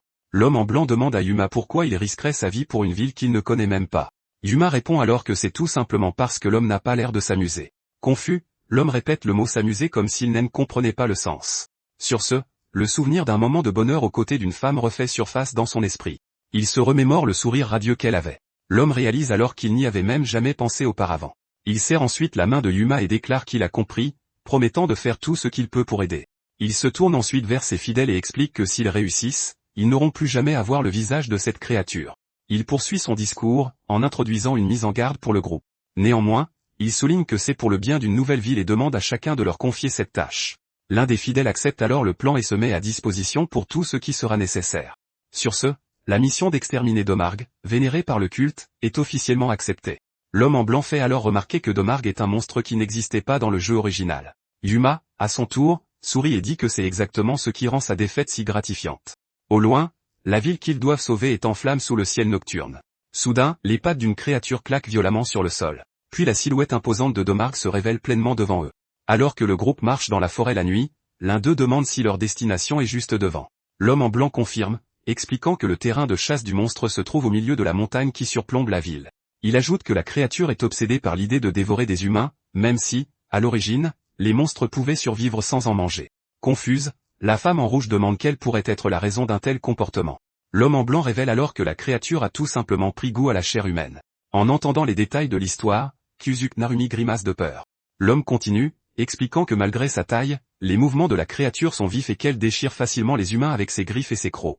Il raconte comment la garde de la ville n'a pas fait le poids face à Domarg, même si elle était composée de guerriers qui protégeaient l'endroit depuis des années. L'histoire révèle que sur les 30 gardes qui ont affronté la créature, seuls 4 ont survécu. Puis il se corrige en précisant qu'en fait, seuls 4 d'entre eux ont été autorisés à survivre. Dans un flashback du massacre, Domarg déclare que le goût était délicieux, mais qu'il en veut encore. La créature ordonne alors aux survivants de préparer des proies plus savoureuses, promettant de leur laisser la vie sauve en retour. De retour au présent, le groupe s'approche du lieu de l'affrontement. En arrivant près d'un rocher taché, Yuma observe la scène et commence à parler. Un des hommes plus âgés prévient alors que l'aube est proche et que Domarg arrive. Le vieil homme demande à Yuma s'il peut vraiment vaincre la créature, ce qu'il confirme. Juste après, Yuma déclare qu'ils noieront Domarg dans une mer de flammes explosives. Avec un rire moqueur, Kyuzuke Narumi attire l'attention du groupe. Il dévoile ensuite une grenade qu'il avait gardée pour ce genre d'occasion. Le vieil homme doute qu'un seul tir suffise, mais Yuma explique qu'il va utiliser une capacité pour multiplier la bombe en un nombre massif. Sur ce, Teppei Shimada se porte volontaire pour utiliser sa force surhumaine afin de les lancer et de frapper le monstre en rafale. Le plan est que peu importe la taille ou la rapidité de Domarg, il ne résistera pas à la puissance d'explosion continue. Malgré cela, le vieil homme réfléchit encore à la stratégie. Yuma ajoute alors que pour que le plan fonctionne, ils doivent simplement créer une ouverture momentanée dans les défenses de Domarg. Soudain, une voix déterminée se propose pour cette tâche. Ainsi, Nijika Natsume se porte volontaire pour servir de sacrifice et prendre la créature au dépourvu. Yuma remet immédiatement en question le danger de cette tactique, même s'il sait que cela créerait l'ouverture nécessaire. Nijika le rassure en disant qu'elle ira bien, puisqu'elle possède la cape de rafale qui augmente son agilité. De plus, elle affirme que ça l'agace d'être toujours celle qui a besoin d'être sauvée. Yuma comprend alors sa détermination et déclare avec conviction qu'ils le vaincront, quoi qu'il arrive. L'homme en blanc leur fait ses adieux en leur disant « On compte sur vous ». Puis les deux fidèles laissent le sacrifice sur le rocher et s'éloignent. Pendant ce temps, Yuma et les autres observent tout depuis une cachette à proximité. C'est alors que Domarg apparaît, atterrissant avec fracas devant l'offrande. La créature rugit ensuite vers le ciel, déclarant qu'elle a faim. Le vieil homme annonce que cette fois, le sacrifice est spécial et demande au monstre d'en profiter. Domarg répond aussitôt qu'il attendait ce moment, attiré par l'odeur d'une jeune femme. L'homme en blanc déclare alors qu'ils vont mettre fin à cela, en espérant que le plan fonctionne. Sur ce, la créature se penche pour dévorer le sacrifice. Soudain, Nijika Natsume bondit dessous la cape qui servait de leurre. Sur ce, elle le traite de monstre et lui tire une flèche en plein dessus. Le projectile frappe la créature de plein fouet à la tête, créant un puissant impact. Malgré tout, Domarg parvient à attraper la flèche avec les dents avant qu'elle ne le transperce. La créature demande alors ce qui ne va pas avec le sacrifice et ce que tout cela signifie. Nijika l'affronte, criant qu'en tant que monstre, il ne s'échappera pas à si courte distance. Yuma active alors sa compétence de mimétisme pour lancer l'attaque. Sur ce, Teppei Shimada s'avance et se charge de lancer les bombes. Très vite, les explosifs sont lancés vers le monstre. Teppei hurle ensuite que ce n'est que le début. Puis, il ordonne à la créature d'avaler toutes les bombes. Le monstre rugit ainsi de douleur alors qu'il est frappé par une série d'explosions. Une dernière explosion massive finit par engloutir complètement la créature. Alors que la fumée se dissipe, Teppei célèbre leur victoire aux côtés de Yuma et Kyuzuke. Cependant, au milieu de la fumée, la créature commence à se régénérer. Bientôt, Domarg réapparaît, totalement rétabli, et leur demande ce qu'ils lui ont fait. Sous le choc, Kyuzuke Narumi hurle que la créature est encore en vie et cesse de régénérer. Yuma se lamente que même cette attaque massive n'ait pas suffi à le vaincre. Les deux hommes en blanc observent la scène avec désespoir, croyant que tout est perdu. Domarg rugit alors dans leur direction, leur demandant s'ils comprennent les conséquences de leurs actes pour la ville. Face à cela, le vieil homme est terrifié en réalisant que sa propre vie est aussi en danger. Désespéré, le vieil homme attrape Nijika Natsume et implore le pardon, accusant les immigrés d'avoir agi de leur propre chef. Il offre alors la vie de la jeune fille en échange de son pardon, pendant qu'elle se débat et lui dit de la lâcher. Teppei Shimada regarde la scène, choqué, incapable de croire que l'homme les a trahis par pure peur. Domarg prévient alors qu'il n'y aura pas de prochaine fois, mais qu'il fera une exception car ce sacrifice est de grande qualité. Sur ce, la créature s'approche d'elle et annonce qu'elle va d'abord lui arracher les tripes et garder le cerveau pour la fin. Puis, la main du monstre s'avance lentement vers son visage. Ensuite, il ouvre la gueule pour enfin la dévorer. Kyuzuke Narumi et Teppei Shimada observent la scène, complètement paralysés. À la dernière seconde, Yuma se jette devant elle pour la protéger de l'attaque. La griffe de la créature le transperce alors, le faisant tomber à genoux devant elle. Même blessé, il parvient à rassembler ses forces pour appeler Nijika. Le sourire aux lèvres, il lui dit qu'il est heureux qu'elle soit saine et sauve. Le visage de Nijika se crispe d'une horreur absolue en voyant ce qui vient de se passer. Aussitôt, un cri désespéré résonne à travers la forêt. Et c'est ainsi que Yuma s'effondre sans vie sur le sol, dans une mare de son propre sang. Domarg observe alors comment il a essayé de la sauver, agissant de manière imprudente et sans aucun souci pour sa propre vie. Le vieil homme s'approche et, dans un élan de désespoir, supplie la créature de le dévorer. Nijika Natsume hurle alors pour qu'on la lâche, appelant désespérément Yuma. Alors que Teppei le traite de monstre, Kyuzuke hurle, lui demandant ce qu'il a bien pu faire à Yuma. D'un simple geste, Domarg repousse leur attaque avec une vague d'énergie. L'homme en blanc observe la scène, complètement choqué par ce qui vient de se passer. Domarg prévient alors qu'il n'y aura pas de seconde chance et qu'après avoir mangé celle-ci, il dévorera tous les autres. Sur ce, la créature se prépare à dévorer Nijika. L'homme en blanc se contente de regarder, paralysé par la situation. Puis, il s'excuse, admettant que tout cela est entièrement de sa faute. Soudain, le monstre crache du sang. Ne comprenant rien, Nijika observe la scène, confuse. Domarg rugit alors de douleur et jette violemment la fille au loin. Alors qu'elle est projetée, Yuma apparaît soudainement et la rattrape, affirmant qu'il est arrivé juste à temps. Dès qu'il la rattrape, Yuma lui demande si elle est blessée. Nijika Natsume, encore sous le choc, lui demande comment il a survécu, mais il répond qu'il expliquera plus tard et qu'ils doivent se replier. Domarg rugit alors de fureur d'avoir la langue blessée et jure qu'il ne leur pardonnera pas. Sur ce, la créature fonce vers eux, promettant de tous les dévorer. Dans le chaos de la fuite, le vieil homme qui les a trahis finit par trébucher et tomber au sol. Le monstre se tourne alors vers lui et le prévient qu'il va commencer par lui. Le traître hurle alors de douleur alors qu'il est capturé et dévoré par la créature. Dans leur fuite, l'homme en blanc lui demande comment il a survécu puisqu'il était certain de l'avoir vu mourir. Yuma explique qu'il avait presque oublié, mais que c'est grâce à un objet qu'il possédait. Une aura de guérison enveloppe alors son corps, refermant complètement ses blessures. Il s'avère alors que c'est l'anneau de protection de la déesse, un objet qui restaure entièrement les PV d'un état de mort imminente. Cependant, la fatigue due à cette guérison soudaine le laisse visiblement épuisé. En touchant sa poitrine, il comprend enfin ce qui s'est passé. Il se souvient alors du moment où il a reçu l'anneau et remercie la déesse du tutoriel. De retour au présent, Nijika lui demande pourquoi il l'a sauvé sans se soucier du danger. Avec un sourire, Yuma répond qu'il l'a fait parce qu'ils sont manifestement des compagnons. En entendant ces mots, Nijika Natsume le regarde sous un nouveau jour. Pendant ce temps, Teppei Shimada et Kyuzuke Narumi continuent de courir avec le reste du groupe. Une fois en lieu sûr, Yuma fait remarquer qu'il est impressionnant que la créature bouge encore après avoir encaissé autant de bombes. L'homme en blanc s'excuse alors qu'il n'ait pas pu le vaincre, mais le félicite d'être le premier à avoir blessé Domarg.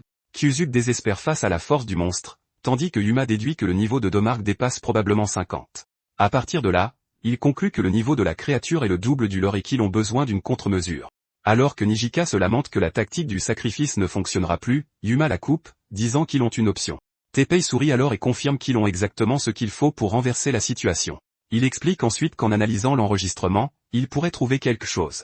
Il révèle qu'il a tout enregistré du début à la fin, pensant pouvoir capturer le moment où Yuma se ferait dévorer. En voyant la réaction de tout le monde, il se corrige rapidement en disant que c'était juste une blague et leur dit de regarder attentivement. Yuma se dit alors que l'attaque a été efficace, mais qu'il ne comprend pas pourquoi la créature a récupéré si vite. Soudain, Teppei remarque quelque chose à l'écran.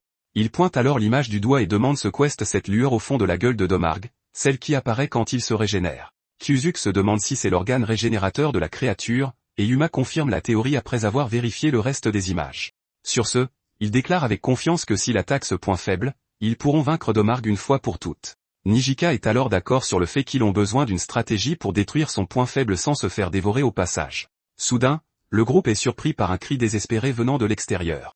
L'homme en blanc panique, réalisant que le pire a pu se produire. Peu après, il trouve Domarg au milieu de la ville, détruisant tout sur son passage. La créature rugit alors qu'elle n'a plus rien à faire de la ville. Sur ce, le monstre déclare qu'il les dévorera tous. L'homme en blanc se lamente que les habitants de la ville seront désormais dévorés au hasard maintenant que la créature a envahi les lieux.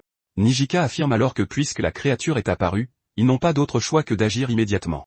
Yuma rassemble alors le groupe, affirmant que quoi qu'il arrive, ils attaqueront le point faible du monstre.